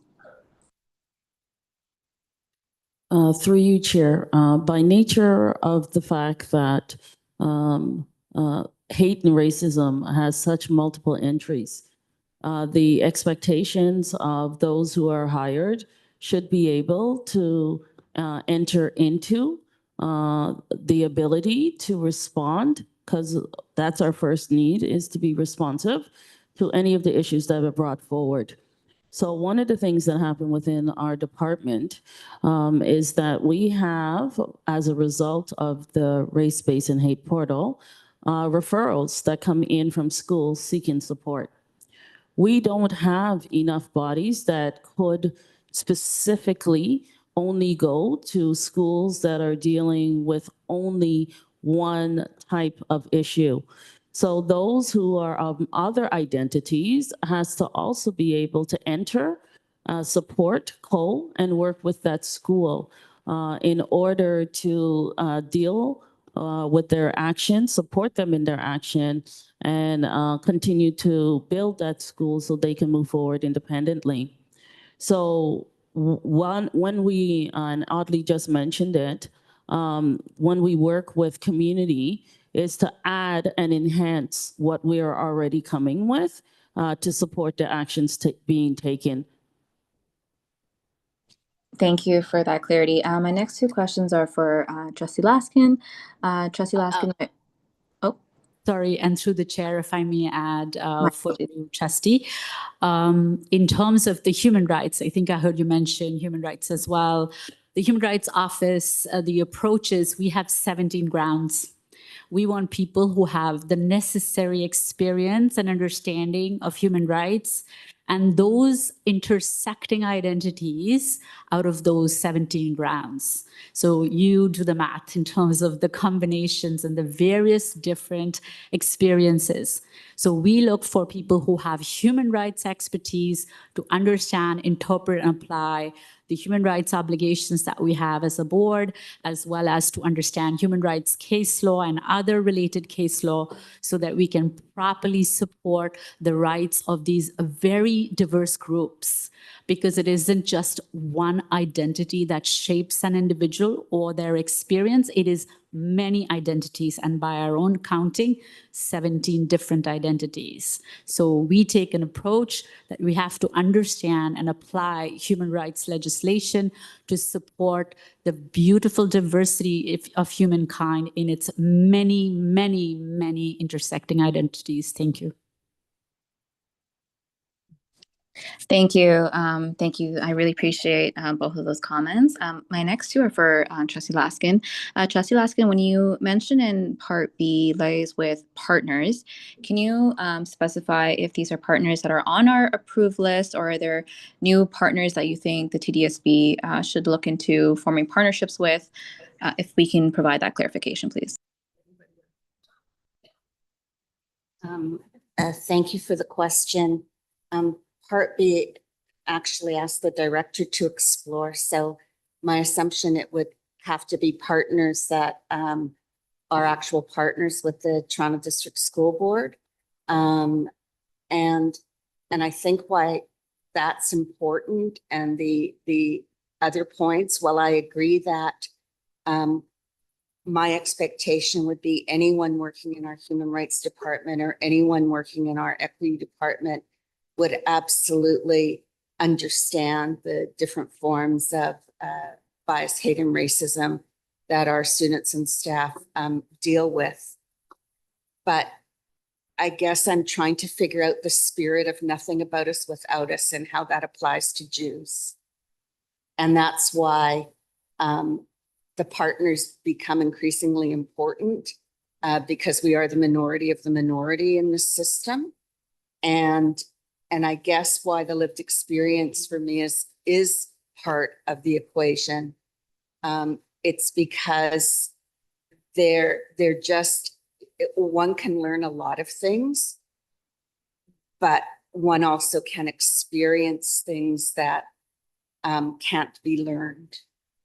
And I'm thrilled that we support, you know, a multi-million-dollar Center for Black Student Excellence to address anti-racism. And that seems to be working because the percentage figures have dropped.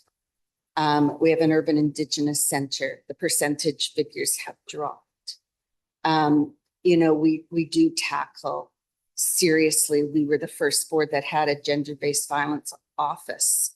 And we are still trying to, given the new social political climate that we're all facing, it's increasingly hard for our non-gendered, binary, and other students experiencing hate. So I just simply, it's important, I believe, to Jewish students and staff and communities to feel that someone with lived experience, and I'm not saying Jews are a monolith by any means, I hope a snippet of that video showed that we are ethnically diverse and religiously diverse and definitely politically diverse. But that core value of depending on what the particular issue of anti-Semitism is, sometimes you have a different relationship with those in conflict if you have that lived experience. And that was the point I was getting to. Thank you for the question. Thank you, Trustee Laskin. I think it's a lot more clear now. I hear what you have to say, and I think I'm more comfortable with the way this current bullet is written, considering it says explore, because I'm sure you're aware, and I've shared many times in this boardroom, when there is a financial implication involved, it becomes something we need to then direct to FBAC or wherever, but I'm happy the way that it's written there, and I know you did that intentionally. I just want to end my comments with, I'm hearing what staff have shared about folks needing to do the work, even if it's not their own lived experience. And as an outsider, I'm thinking of, when we have the centers for anti-Black race to combat anti-Black racism or anti-Indigenous racism. And I think the reason why I'm in support of those two strategies being tackled individually in that to that level is because we know of the history that of this country has had with Indigenous communities and with ongoing structural genocide to those communities. And I think when it comes to any institutions, healthcare, education, we see the impact it's had on Black students as well as Indigenous students. So I'm trying to think of how we ensure that when it comes to other forms of discrimination, that we're being intentional, but also doing that work within our means. So great conversation tonight, and I want to thank staff for their comments as well as colleagues for this conversation. May I just comment, Mr. Chair, on that? Go ahead. Thank you very much. I'm sure you caught the snippet in that short little video where the grandmother talks about that her grandchildren are experiencing anti-Semitism that the generation before experienced, but my generation really didn't. And I think that's the piece that's fairly unique now, is that my parents experienced anti-Semitism. You saw a clip of my uncle who couldn't get a job because he was Jewish, wouldn't be hired because he was Jewish, couldn't buy a house in Leaside because you were Jewish, couldn't belong to the Granite Club because you were Jewish. My parents' generation dealt with that. My generation was really blessed to grow up in a far more inclusive and tolerant society. We are back to worrying about our kids and our grandchildren experiencing the worst anti-Semitism that has been around for decades. And that's again another level that unless you've experienced it, you don't have that same level of trauma. So thank you, Mr. Chair. Thank you, Trustee Laskin. That's the end of speakers on this. Motion moved by Trustee Laskin, seconded by Trustee Klein. All those in favor?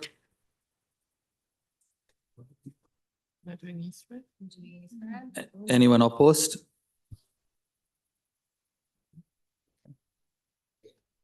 Yeah, thank you. Trustee Earhart in favor. Right, that's carried. Thank you all. We will now move on to the next. Is there any other business arising on this report? None. We will move on to the next item on the agenda. Point of order, Mr. Chair? Yeah. Or I guess a point of personal privilege is Portmore. Can I suggest that, given the hour, that we begin to prioritize the agenda in that which is time sensitive against that which may not be? But there's still an abundance of work to be done on the agenda. Some of this we're going to get done, some of it we're not. If we could spend a minute and try to figure out what was timely as opposed to what could potentially wait, I think that might be worth considering. So if anyone wants to move a motion, have FX? That came to mind, but yeah. I'm happy to support that movement of the agenda at this point, Mr. Chair. So trustees, we have 4 items, I think, the 15.1. And then 16.6 is the number of items from the budget. And then we have the Innovation Center and Pakistani Community Center. Those 2 should be very quick, but we'll go to, so I don't know what's at 15.1, how long of an item is that? Chair, So may I move all of 15.1? to move, okay. Can I have someone to second that? Trustee Hassan. Yes, Ann. Any discussion on this? Seeing none. All those in favor? Anyone opposed? Okay, that's carried. So we can just move on to 16.6, which I think, sorry? Oh, apologies. There was a delay. Trustee Erhard, I was in favor. Apologies. Thank you, no worries. 16.6 is the item that's the priority, I'm assuming. So we will go to that next, but that's next on the agenda anyways. So 16.6, the staff want to speak to it first before we go through the motions?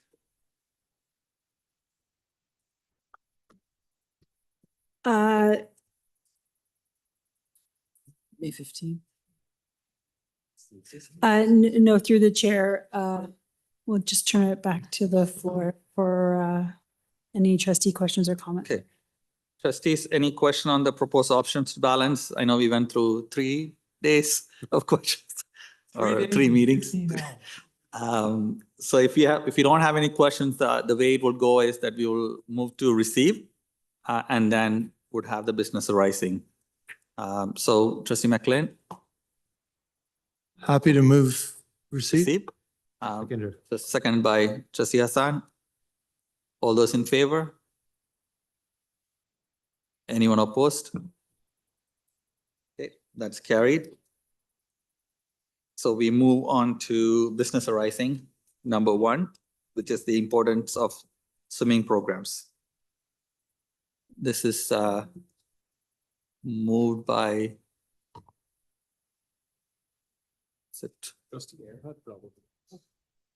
who wants to move this to put it on the floor? I'll move it. Trustee Erhard, can I have a seconder? Trustee Williams. Okay, any questions on this motion?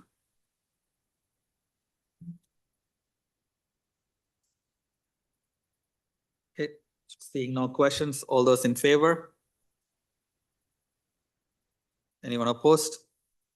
Okay, that's carried. Thank you. We now move on to business arising on one-on-one device programs. This was moved by, is it Trustee Didavides? Is that your motion? Yeah. You gonna move it here? Yes. Okay. Who's seconding it? Trustee McLean. Okay. Any questions on this motion? Okay, seeing no questions, all those in favor? Anyone opposed? Okay, that's carried. Trustees, if you're opposed, if you're online and opposed, just let us know so that you will know. Okay, now moving on to number 4, system saving into 2025-2026 budget process before. I'd like to move, sorry. Okay. I'd like to move. Okay, Trustee McLean moving it, Trustee Lee seconding it. Do you want to speak to it? I do. Okay, Thank go you. ahead. This is a little more complicated. The other motions are motions for seeking reports for June. So this is actually actionable. So I think it's more important that we go over this a little bit. Staff put together, our deficit position is $58 million. Staff was required to put down options to balance up to that point. So we received options to balance in the total of $59 million. The committee has, and I want to thank all the committee, the staff, everyone that's worked really hard to support the conversations ongoing. We had extended period of public consultation.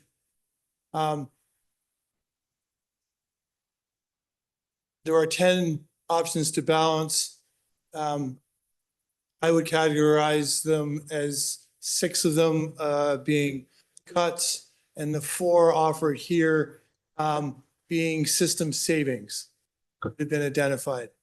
I think given the challenges, in a way, I mentioned it was like Groundhog Day yesterday in meeting, and that's because I've been here 7 years, and for 7 years we've had deficit budgets. We have these same conversations all the time. We're in the same place. But this is a unique situation because this is very unique in that we have an investigator in the board currently with a report due in 10 days. The Minister of Education has been engaging with us in a very open and public manner. So these are unique times. I think it is always in our best interest to be looking at system savings and trying to identify system savings so we can put them to better use. I would prefer to invest those instead of having to use them to deal with the deficit, but these are the day and times that we were in. Number 1 is $7.5 million, and it is largely operational around staff trying to, when they're doing in their September and they're planning and they're dealing with the numbers, trying to create ideal situations that we currently pay a lot of teachers because our numbers don't break nicely. So we pay a lot of teachers that we're not funded for. So that those efforts will be trying to align better with system averages and regulations. Number 2 pertains to the ongoing work by the what's the name of your? People and Culture. People and Culture, thank you. That's been doing, I liked it better was an HR, I knew what that was. But People and Culture and the ongoing great work that we're experiencing the benefits of this year to the tune of 6.8 million. That work has been, and that work is scheduled to be ongoing and save $5 million. And C or D is around 7.5 million of central budgets will be problematic. We will notice some of those cuts, and there will be easier for some departments to make that than others. But when the staff identifies that they think that there's room, that they may not want to like making those changes, but given the challenges of the time that they're able to make those, then I think it behooves us to take it. I think the timing of this is really important. I think the choices around cuts can wait till June when we hear the core funding announcement. We hear the report from the investigator, but I think it's really important that we accept these system savings that staff has identified to show that we are good stewards of the public money, and to show that we are interested in finding savings where we can. And hopefully this will lead to conversations in June that allow us to protect the things that we have always, the board priorities that are at risk. And when we vote, Chair, I'd like them to be voted on at seriatim, please. Thank you. Thank you. Thank you, Trustee McLean. Trustee Lee, next. Thank you, Mr. Chair. I'd like to thank Chair of EdBec, Trustee McLean, for taking us through this process to get us to this place where we can move and discuss and hopefully approve these savings that are proposed by staff. You know, the budget process is always challenging because we're being asked to make decisions on things not to add to what we want to do for the school board, but to cut. It unfortunately is a reality of this role where we have to take a finite amount of resources, whatever that may be, and dedicate it and allocate it to activities and things that drive the most, effective return for our students in terms of education. Our budget challenge, our budget gap is big. I think these items as identified by staff have the least direct impact to students, but I don't want to ignore the impact of these items to the board. Every time when we cut expenses from our central team, that means a leader, a manager, an administrator has to work that much more with less. That has an effect on their mental well-being. Every time we pull a staff member that we have allocated, sometimes over and above what the province mandates, we do it for a reason. And that reason is because that particular setting needs it. When we pull that away, that has an effect not only on other staff members who needs to step up and fill the void, it also has an indirect effect on our students. As we advocate for funding, as we make these difficult decisions to accept these recommendations to cut expenses, we as trustees have to recognize that even though we're not cutting a shiny object that might show up on a news report or something that has a sticker to it, we are taking away from the system, and we don't do it lightly. But I also don't ignore the fact that we have to do this. We were elected by our constituents to make these difficult decisions on their behalf. And we are elected knowing that if we abdicated from our responsibilities of making these decisions, then other people will be making it for us. And when that happens, the outcome for our students most likely will not be better. Because even though we're making these decisions, we're making it while hearing the voices of our community, while looking into the faces and eyes of our staff members, while understanding what it takes for this board to be successful. So I'm proud to support these because I know that is my job. But I also urge my colleagues here at the board to continue on this course and be brave to make other decisions that will have to be made as this budget process go along. Because that is our road. And I know there are voices that says, we believe in a system where we don't make any cuts. I agree with that. I do believe in that too. But that is not a reality that we have to face. And that is not our. And frankly, any family, any organization, government, business, no one can function on a system where you do not allocate scarce resources and you do not make these decisions. And lastly, I just want to appreciate all the work that our central staff has done to find all of these savings. As much as we are sometimes critical of you for even recommending savings, we do recognize that you are making it hardest on yourself when you make these recommendations. And I can't promote enough on one of the line items here to help us reduce staff absenteeism while saving money at the same time. Once again, I will say this every opportunity that I have. This is the only way for us to work. This is we have to improve education while saving money. And I highly encourage our staff to continue on this line of work. But in the same time, if there is a option to make it easier for our staff to, instead of administratively reducing the days that they have to take off, but actually make it environmentally less required for them to take a day off. That is something that we also have to pursue as well. Okay, that's all. Thank you very much. Thank you, Trustee Lee. Trustee Laskin. Thank you, Mr. Chair. So a budget is a plan, and a budget, like at the end of the day, when we get the first quarter report or the second quarter report, we see how well we're doing to the anticipated plan. And I think staff needs to be commended for looking internally within their structure and determining if there are things they can plan against in order to continue to protect having to directly affect more programs and services for kids. But to Trustee Lee's point, these central supports do support families and kids and staff in schools. So it is a double-edged sword in many ways. But if our staff weren't prepared to look internally and make a plan for projected over 20 million,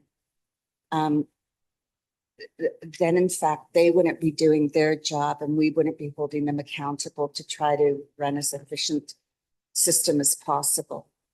That being said, we also made a request for the director when he was very new.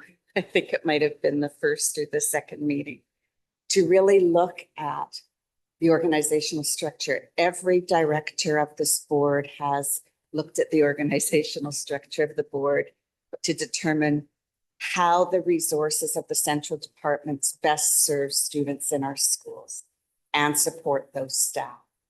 So my hope would be over the course of the next few months, knowing that there are extreme budget pressures within this board, that the director also takes a look once he's had an opportunity. It's like a principal who gets moved to a school at Christmas time. You get a few months in, the plan's already made for you, so you don't have to worry about startup, but you get a few months in to actually feel how the system, school, in the case of a principal, is operating, and think about things you might want to do differently. I'm not saying better, I'm just saying differently. So I actually think as changes are only constant around the world these days, that the fresh eyes of a new director working with our experienced associate directors will get a sense of, is this the best structure to support the system? So we've had the whole wraparound change for people in culture. Potentially there are other areas with technology, with improving access, more customer service. There might be other areas that can be run more efficiently, not better, just maybe more efficiently.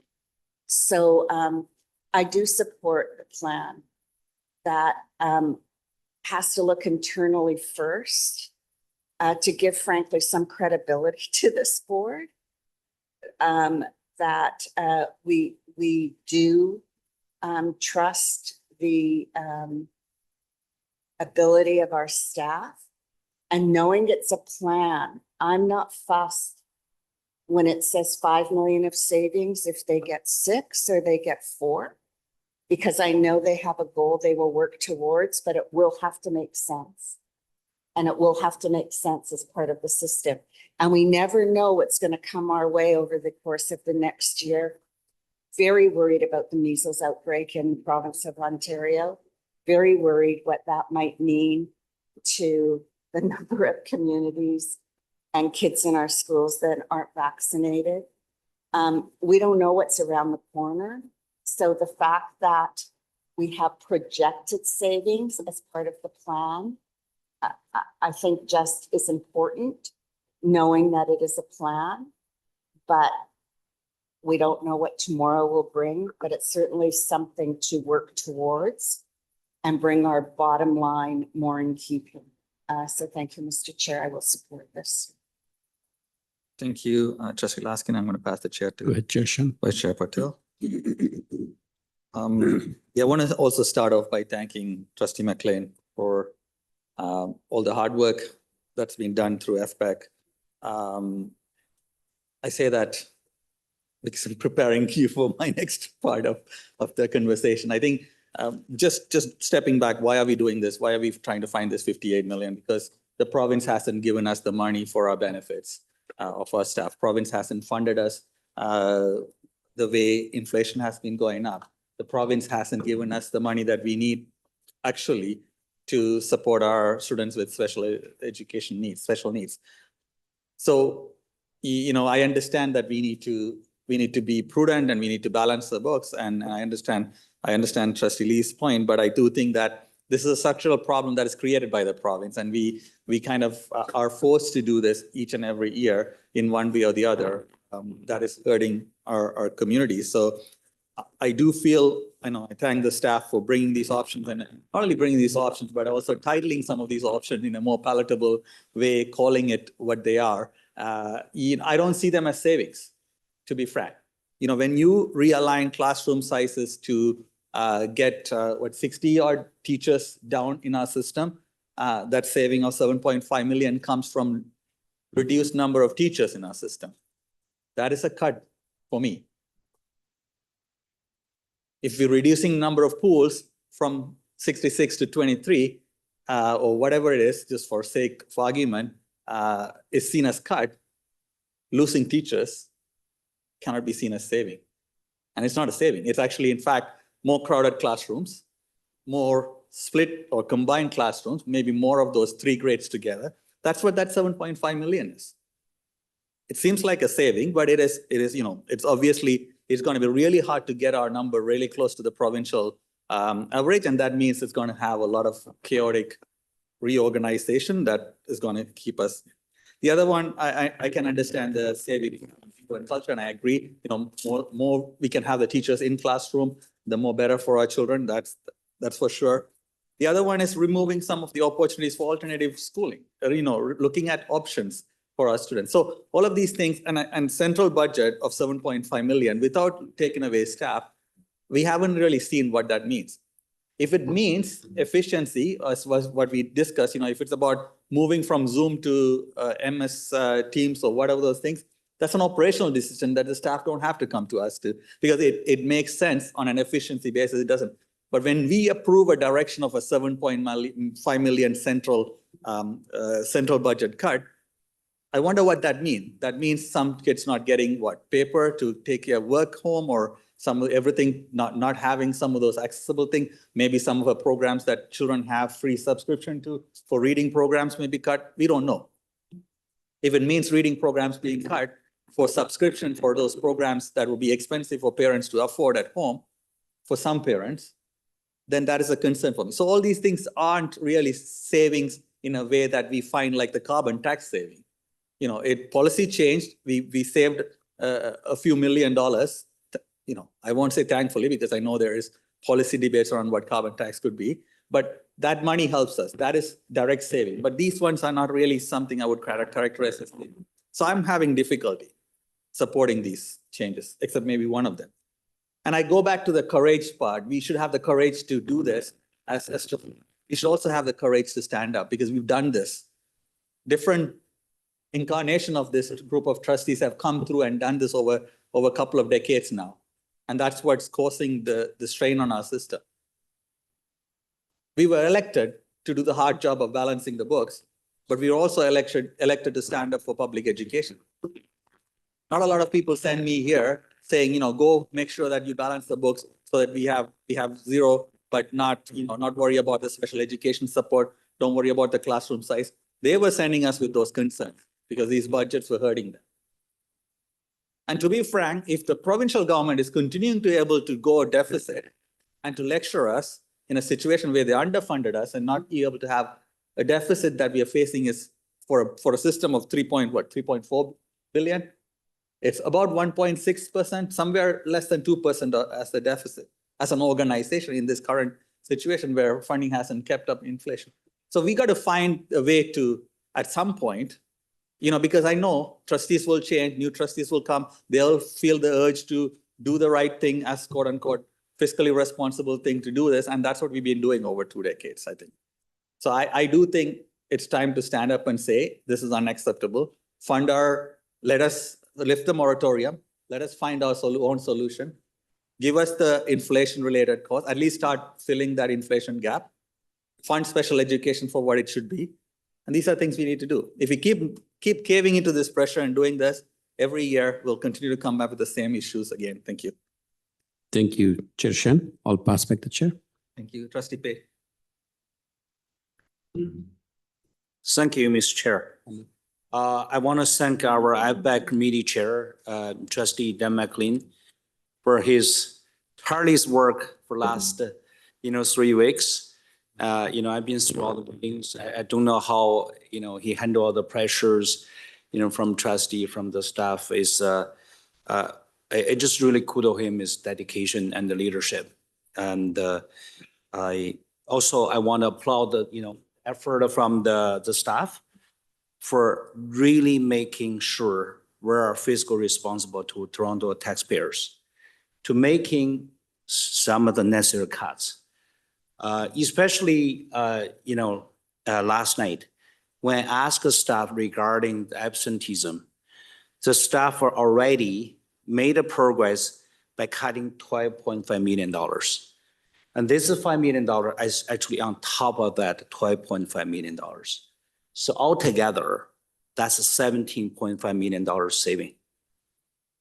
If you translate in days, that's 2.3 days.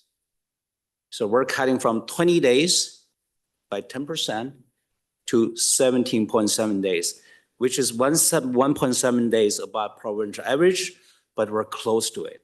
So that's the biggest threat I ever heard in our, FBAC meetings. For me, as a trustee, that's been on this board for 3 years.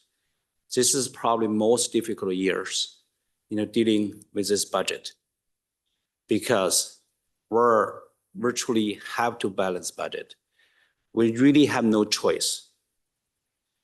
So this is $23 million saving, is a big step towards balance the budget.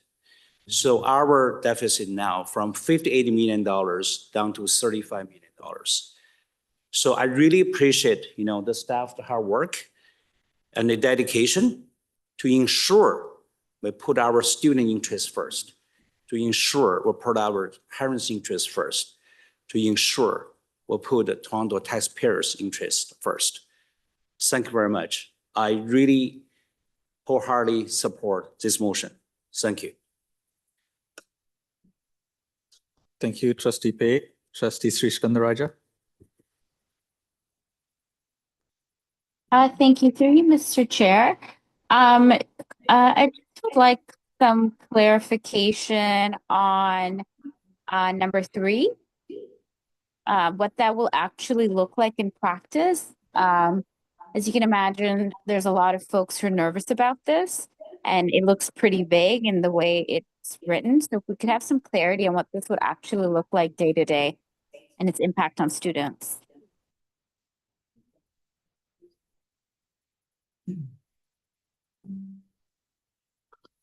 So through the chair, this is intended to ensure that our local schools, where it's appropriate, support students that would have better access to programming at their local schools if they were to be able to attend. Again, recognizing that some students are better supported in alternative schools. Oh, sorry. Sorry about that. The savings would come from potentially having less teachers to have to supplement the alternative schools, and it would mostly come in secondary in the second semester. Again, it is a small amount. It is intended for us to be able to really start looking at this work and ensuring again that our local schools are as supportive as possible to as many students as possible in that area. And we know that we're going through a secondary school alternative review right now. And so that won't necessarily impact 25, 26, could have an impact on 26, 27. So it isn't a way to eliminate alternative schools, if that's a concern. It truly is about ensuring that when a student is better supported at their local school with better access to programming, that we make sure that it's available. Thank you. Thank you. And through you, Madam Chair, Mr. Chair, I'm having a difficult time wrapping my head around this.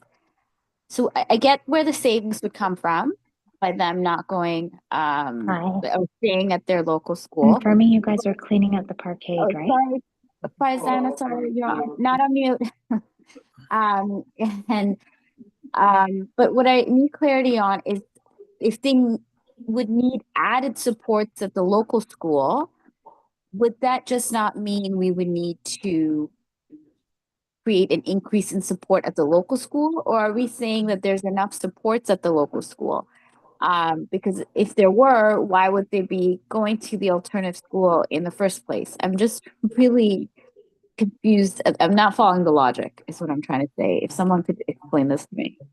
Thank you. And through the chair, let me talk a little bit about processes and us wanting to be sure that we have strong processes in order to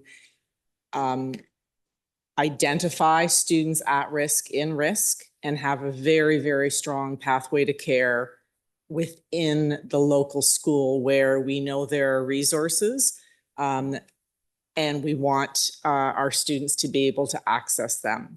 Also creating a culture of care and belonging within our local schools. So for example, this year we added additional attendance counselors, social workers, and we have seen increased numbers of referrals to those attendance counselors to be supporting students who are disengaged and who are needing pathways to care. Another strategy that we're wanting to be sure is in place in all of our secondary schools is something that we're calling a student success team. And that team meeting with the principal to be reviewing the attendance of all of our students, their achievement, their sense of belonging, connected to their responses to caring staff within the schools, and to be looking for students who are demonstrating disengagement or concerning behavior, so that that team can be creating a plan for that student to be direct outreach, identifying a caring adult, stopping them in the hall, outreaching to family, outreaching to community supports, working with our caring and safe team, our mental health supports, and again, all happening at the local level and using our processes and our existing staff and pathways to care to make sure every single student who's enrolled in that school is loving being at that school. And we're seeing that positively through attendance and achievement. Thank you. Trustee Sri Skandarya, before you go forward, it's 11 o'clock. So can I have a mover and a seconder to extend by half an hour? Trustee Das and Trustee Didavides. All those in favor? Anyone opposed? Okay, that's carried. We've extended by half an hour. Trustee Sri Skandarya, please continue if you have more questions. Thank you. I'm just having a hard time with this through you, Mr. Chair. I think what I maybe need more clarity on is, are we then saying that we already had these supports in place at school and we weren't utilizing them to their full potential? Thank you, and through the chair for the question. We are wanting to have more students be successful in their home school and not need to leave their home school for an alternative school to meet with success. So that's the way I'm framing it, Trustee Siskanaraja. If we're successful and more students meet with success in their school, we would theoretically not need to add additional staff to our alternative schools. And that's where we think we will be able to find the savings. It's about meeting students where they are and ensuring they're successful in their local school. Thank you. And I appreciate that. I think that's a great goal to have. Through you, Mr. Chair, are we making cuts in other areas like social workers, counselors, apart from what's in front of us right now?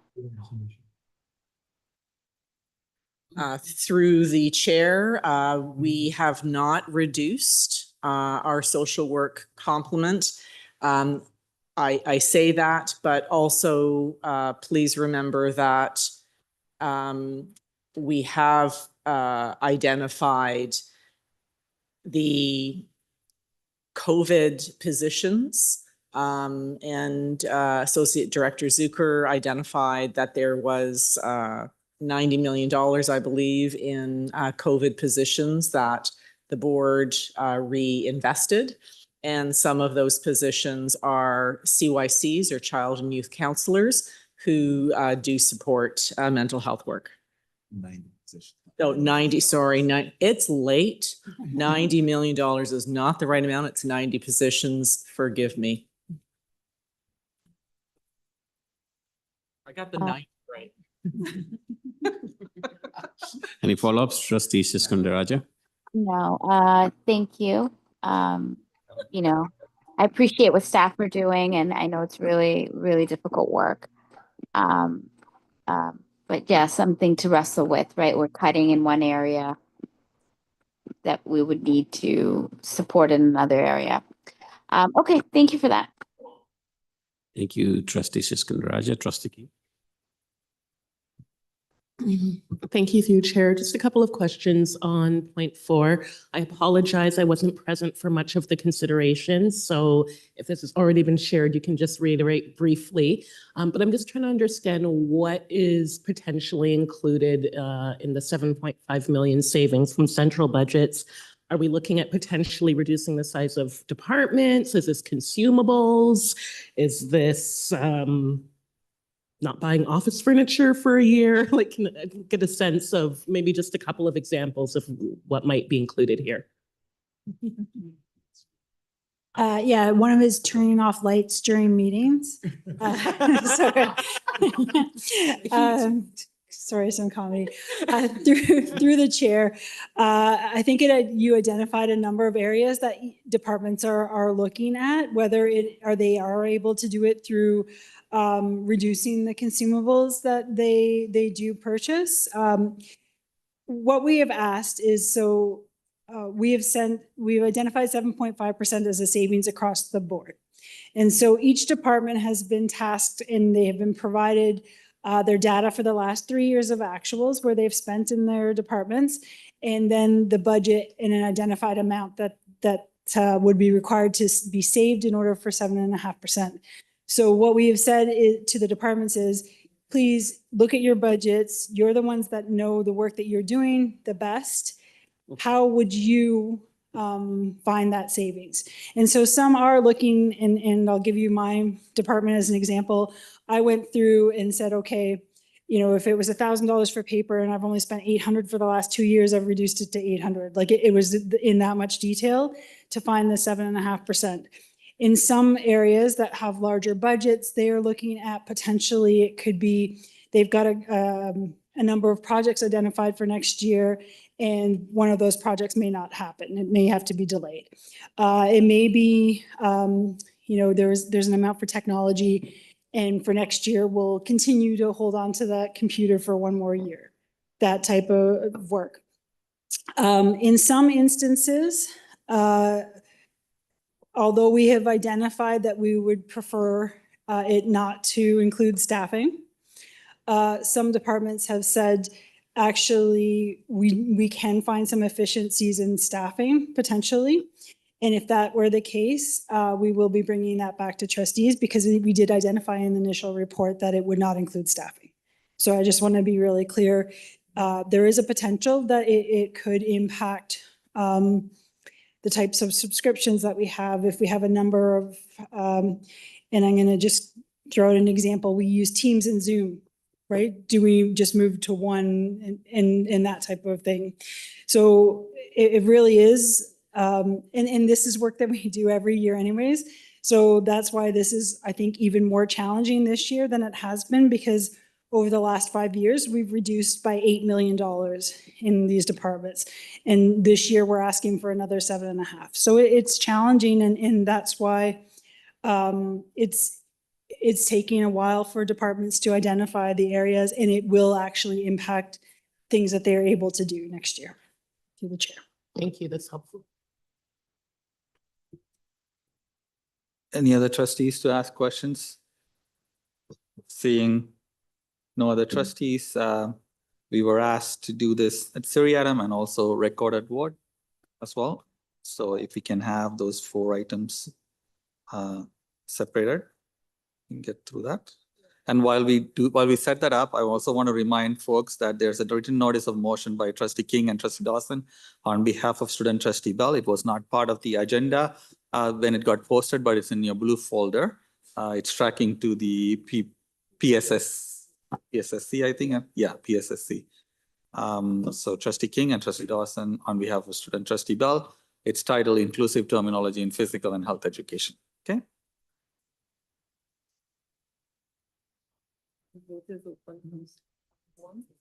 Part 1.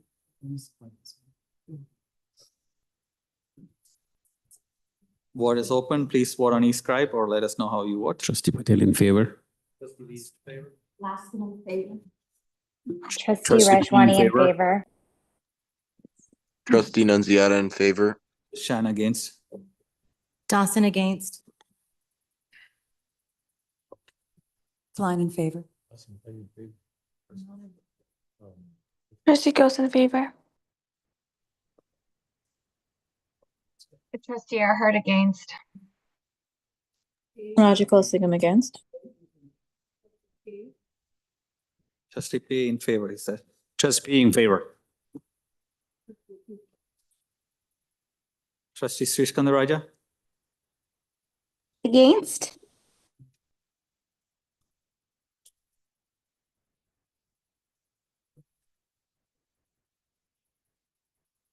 Okay, that's carried.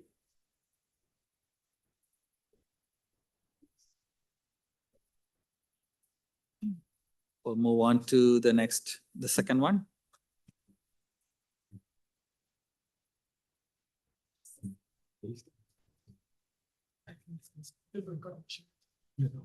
Second item, the vote is open. Patel in favor. Srishkandaraja in favor. Shan in favor. Rajagul Singham in favor. Dawson in favor. Trustee Goes in Trustee favor. A in favor. Trustee Nunziata in favor. What was that?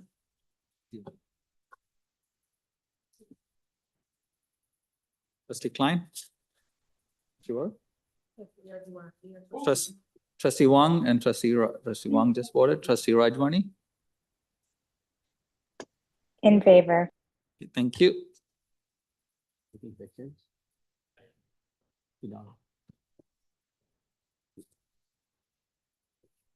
Okay, that's carried. Trustee Hastings. We move on to the next one.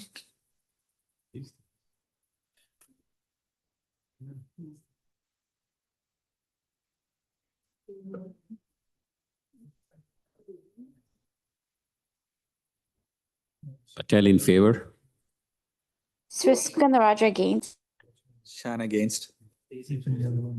Rajagul B in Singham favor.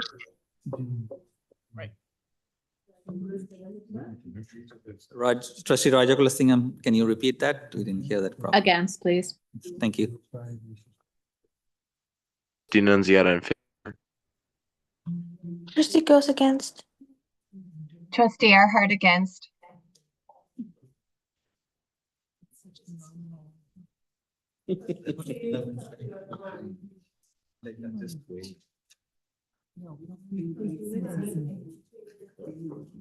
Trustee Rajwani, Trustee Klein. and Trustee Rajwani in favor. Trustee Rajwani in favor. Trustee Pei in favor.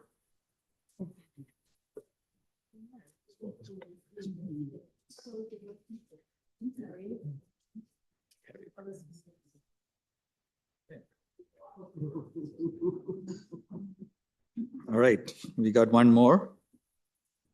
I think, right? Yeah. Yeah, we got one more.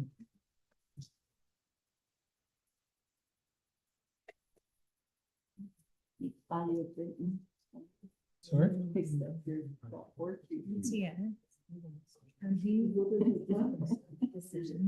Trustee Patel in favor.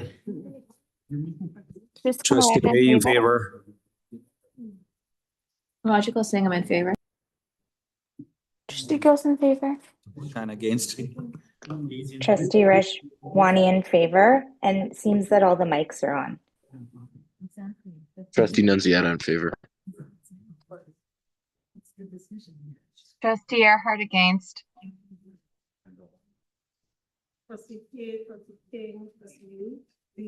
He's in favor. Trustee Pei. A in favor.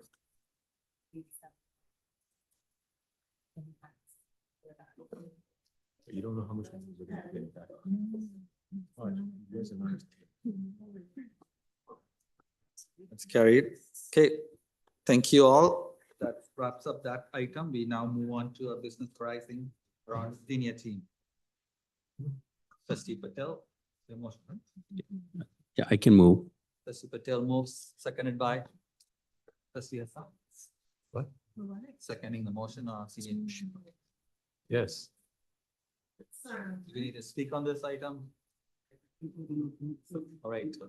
Sorry, No comments, questions, so we'll move on to the vote. On East Craig? Trustee Pay in favor. Trustee Patel in favor. Shan in favor. Trustee Rajwani in favor. Nunziata Trustee in Ghost in favor. Roger posting, I'm in favor.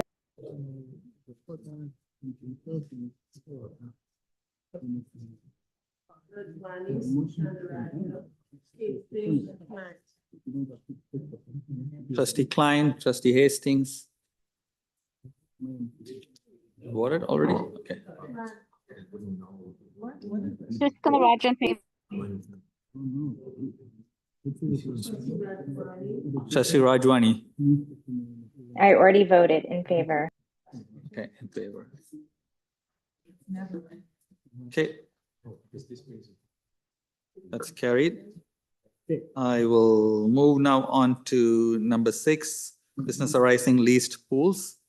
And Trustee I'll move. Patel, moving it, seconded by Trustee Hassan. Are you seconding this as well? Okay. Any discussion on this motion? Yeah, sorry, which Yeah, one? this is on the pools. I'm just waiting to. The pools, leased pools, that's asking for information on the contracts and.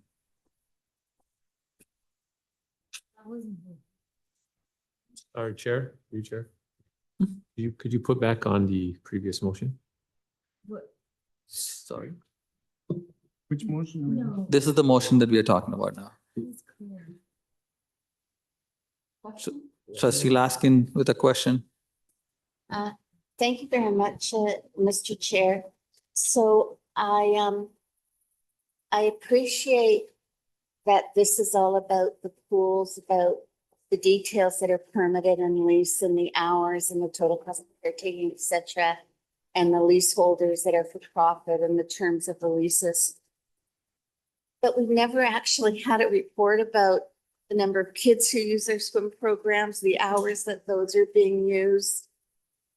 So I mean, I have nothing against this motion. I'm not quite sure the reporting back time period, how long it takes.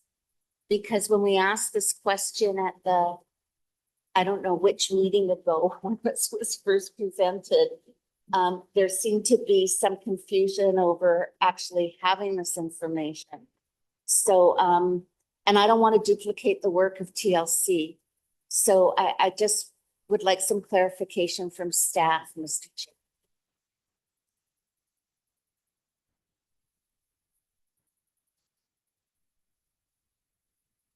I think this is a lot. So a lot of this, what's being asked for was presented through the permit report back in January or February. So I think We can accomplish. I think so. Maya, is that, yeah, thank you. Perfect, thank you. Follow up? At the meeting, it was asked about pool use for kids, how many, whatever. Is that information coming back without a motion? So thank you, and thank you, Trustee Laskin, for the question. So I just wanted to assure trustees that we have documented every single question that has been asked over those 3 FBEC meetings. And just like we have in past years, there will be an appendix that has every question that was asked and all of the answers. I'm going to say that the elementary part of that is a little bit harder because secondary, we can track the number of students that are taking the specific courses. For elementary, we don't track that on a central place, so it may be harder to provide the elementary. We know that there are 13, I did the math, I looked at the enrollments of each of the schools. There's 13,000 students in schools that have, in elementary schools that have pools. I don't know of those 13,000, if they're all doing programming, what it looks like, that sort of thing. Thank you very much. Thank you, Trustee Laskin. No other questions online or in person here, so we will move on to a vote. Oh, e-scribe or you want? E-scribe. Trustee Patel in favor. Shan in favor. Trustee Rajwani in favor. Trustee Goes in favor. Sorry, those two that just said before, Trustee Goes, can you repeat? Because two people spoke at the same time. In favor. Trustee who? Trustee Pay in favor? Okay. Trustee Roger Clissingham in favor. And Trustee Rajwani in favor. Okay. Trustee Raja Clissingham, you're in favor, right? Yeah, I think. Correct. Yeah. Trustee Hastings and Trustee Nanziara. Dawson in favor. Trustee Hastings? Yes. I don't have to wait for the thumbs up, thumbs down anymore. Trustee Hastings, please cry. Trustee Nunziata in favor. Trustee Nanziara in favor, yeah. Okay. Okay, that's carried. Thank you. Next is the motion on combined grades class. It says class organization, but it's class on the agenda here. So can we have, it's moved by Trustee King, I think, right? Trustee King and Dawson, Trustee Dawson and Trustee King. Okay, any questions on this? Yeah. No questions, so I will go to e-scribe. Dawson in favor. Shan in favor. Patel in favor. Nunziata in favor. Goes in favor.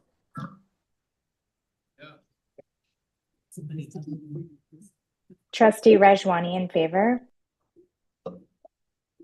Roger Clissingham in favor.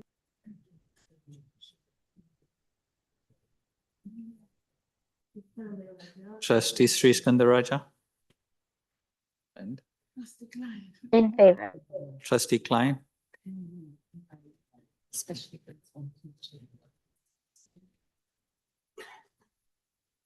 You want it already? You good? Okay. Yeah, Trustee Klein, how do you vote on this? Okay, done.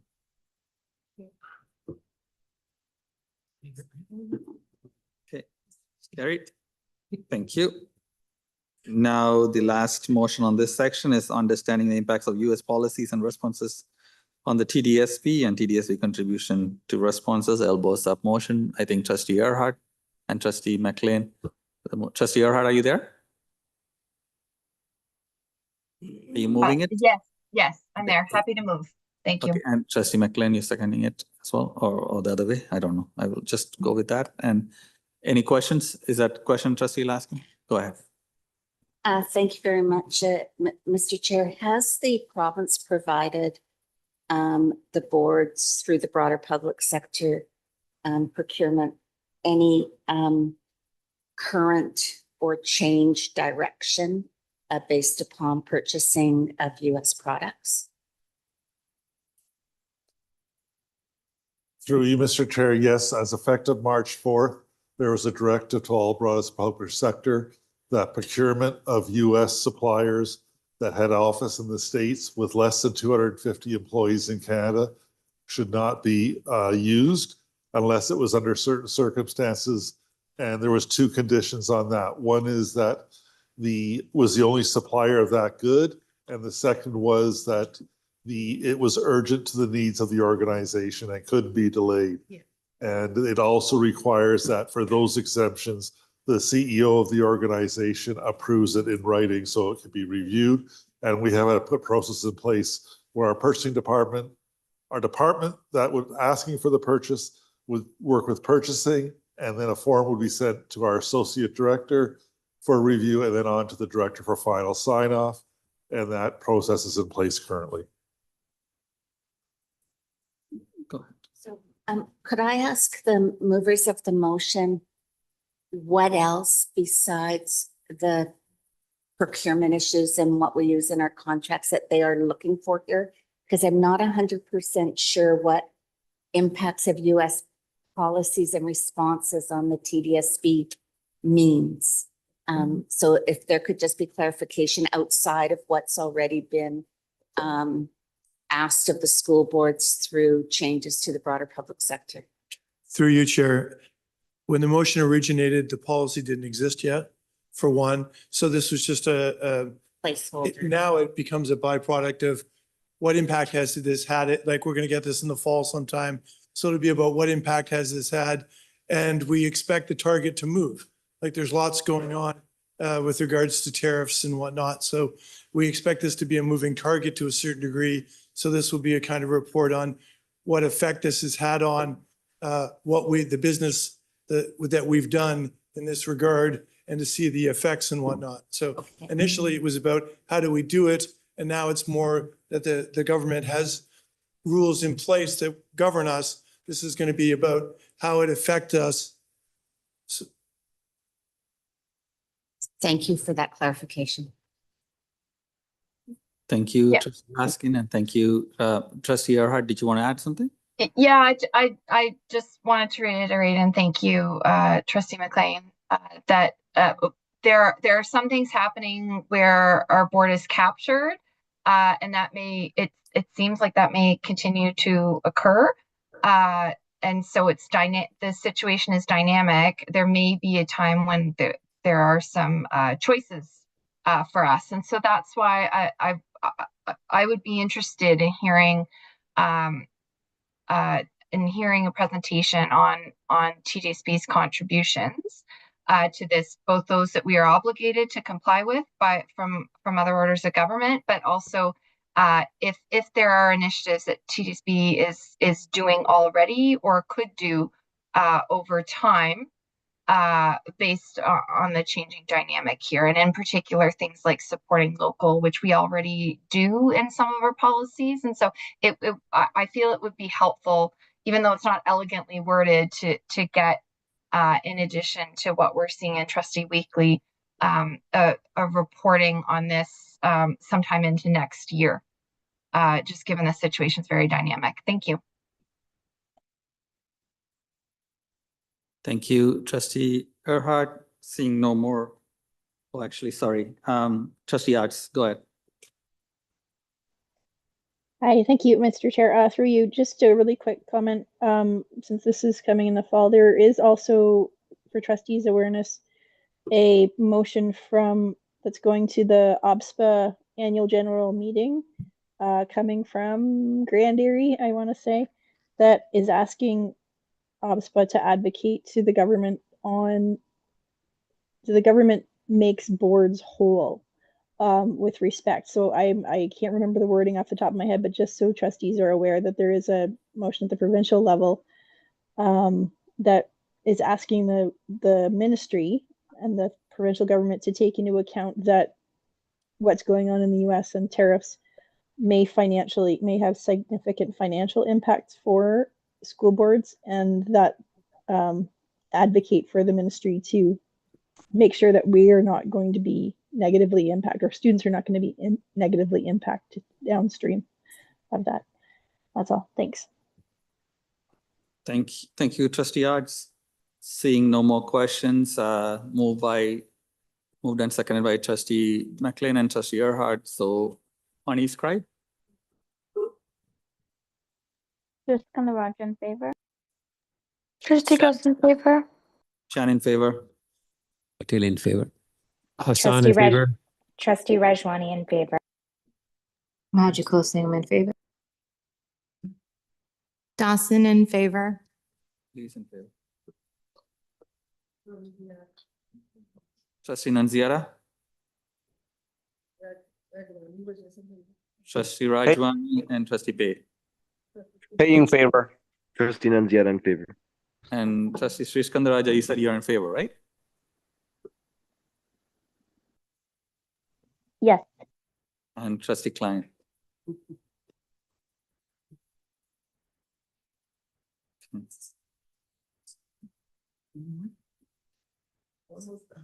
Thank you.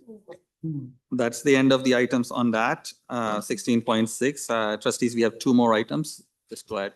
Chair, I would like to motion to extend the meeting for another 20 minutes. Oh. Yeah.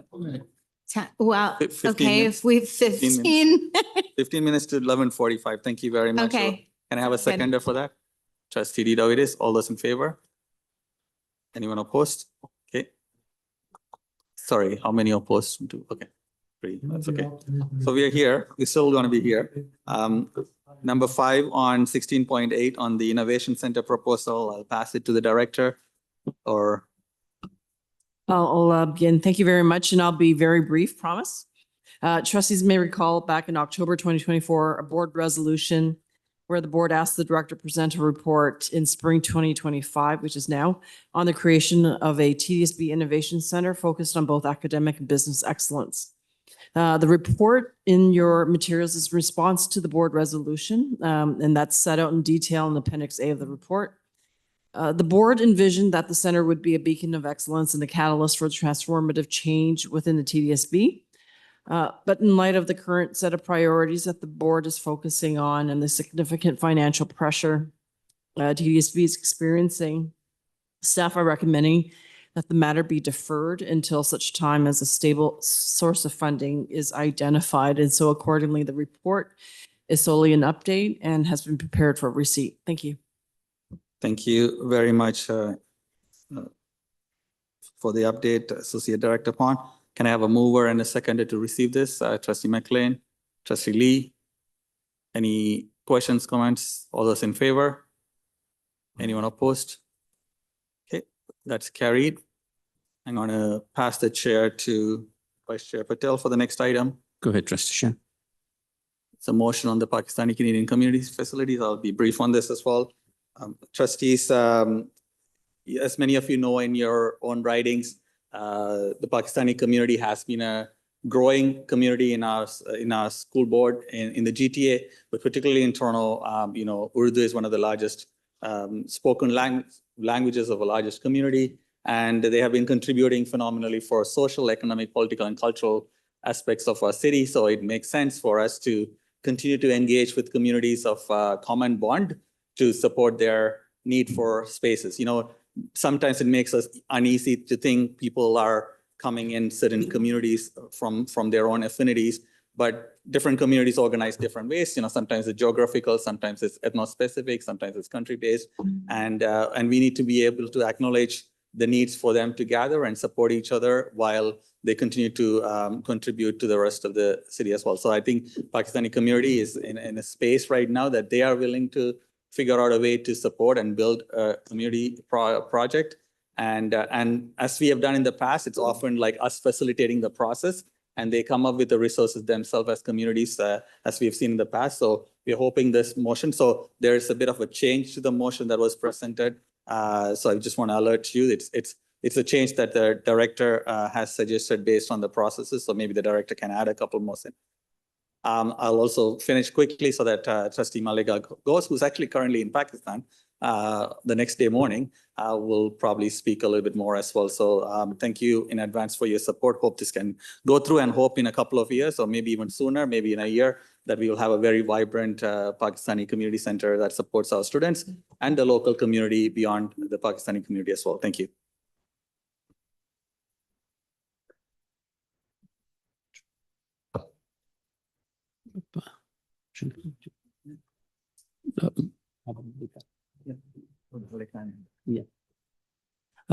Trustee Gauss, do you want to speak to the motion because you're seconder of the Yeah. motion? Go ahead. Yeah. So this motion is, as mentioned, is about creating a dedicated community space for the growing Pakistani community. However, there's a clear, Pakistani community is a very growing, as Ethan said. There's a need for them. This is a space that we want to work with the director and Tarn Lands Corporation to identify potential sites for their new facility, which would benefit not only the Pakistani community, but the broader population as well. It would provide a central hub for educational, culture, and social programming, helping to bridge gaps and create more inclusive opportunities for all of them. By supporting this motion, we're investing in the success and inclusion of our students, ensuring that diverse communities have access to the resources they need.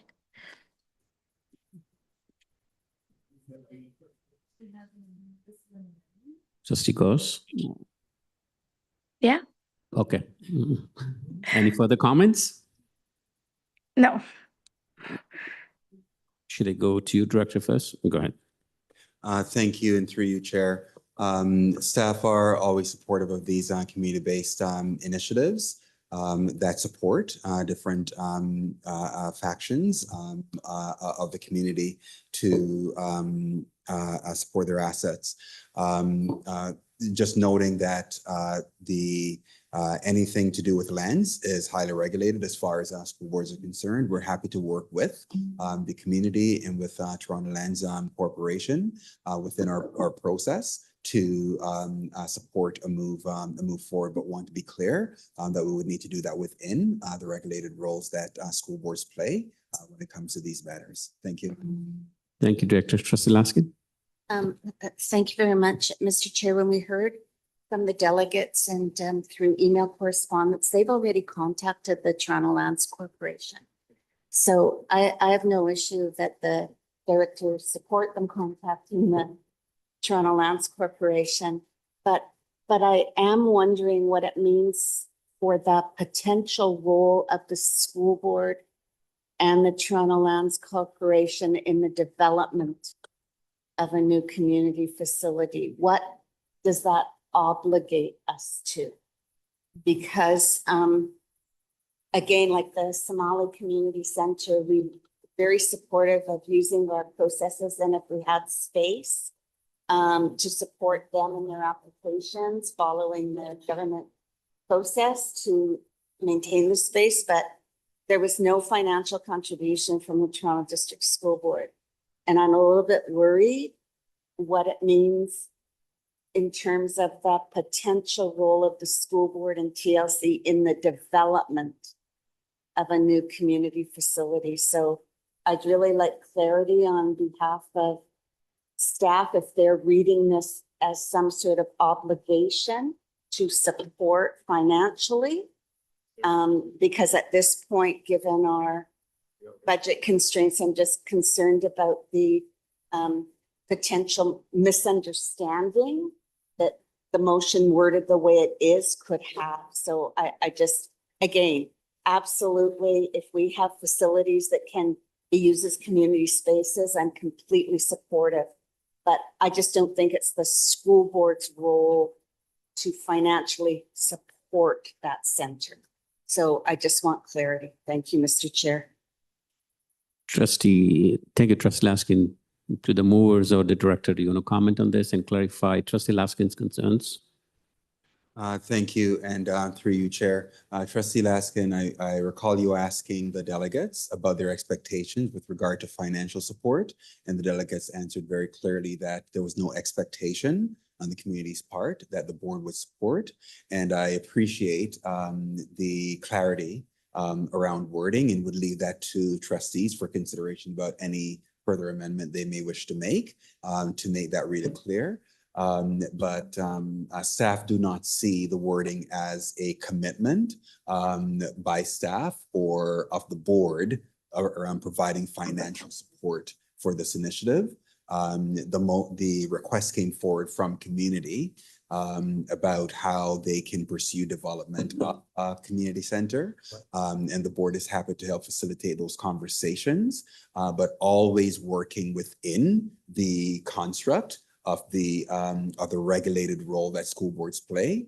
And school boards do not have any obligation nor the financial resources to be able to support this, but happy to help facilitate the conversations through TLC and with the city and so forth around exploring any and all options that may be supportive of the community's effort.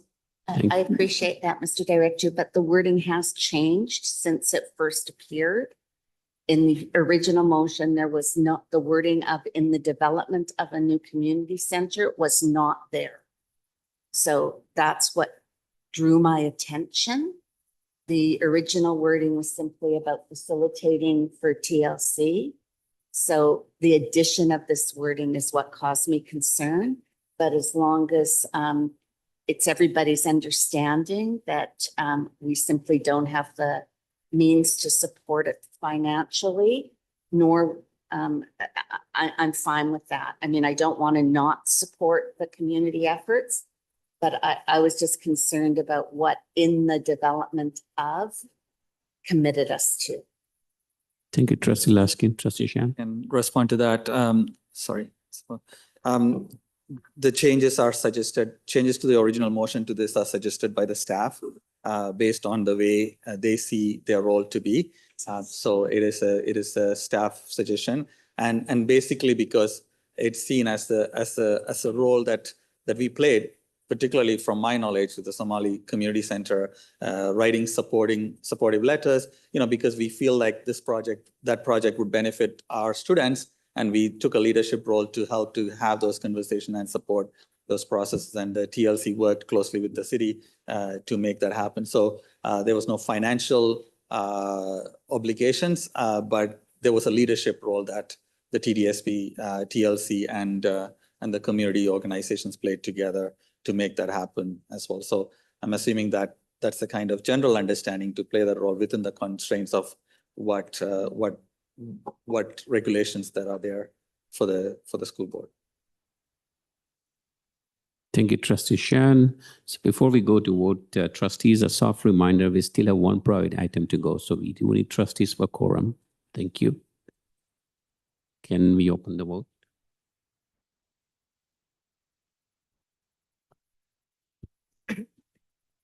Hassan in favor. Trustee Trustee Rajwani in favor. Trustee goes in favor. Hold on, trustees. Trustees, hold on. Hold on, trustees.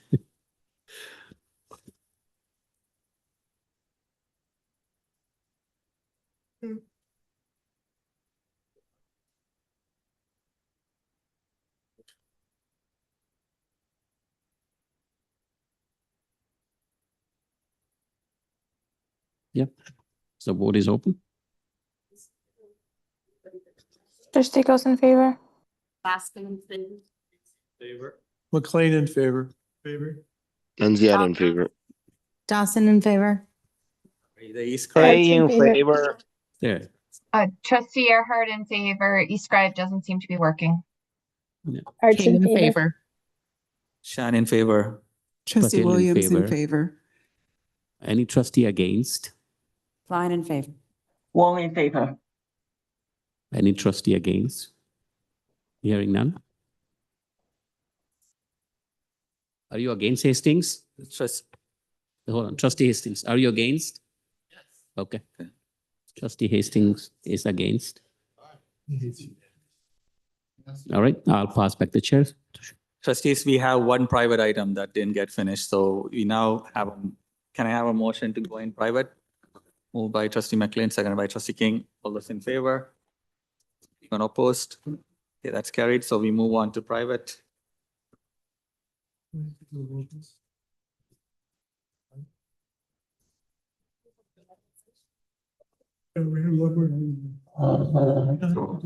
Alexander's? No, it was on consent. Okay. At least that's what I heard.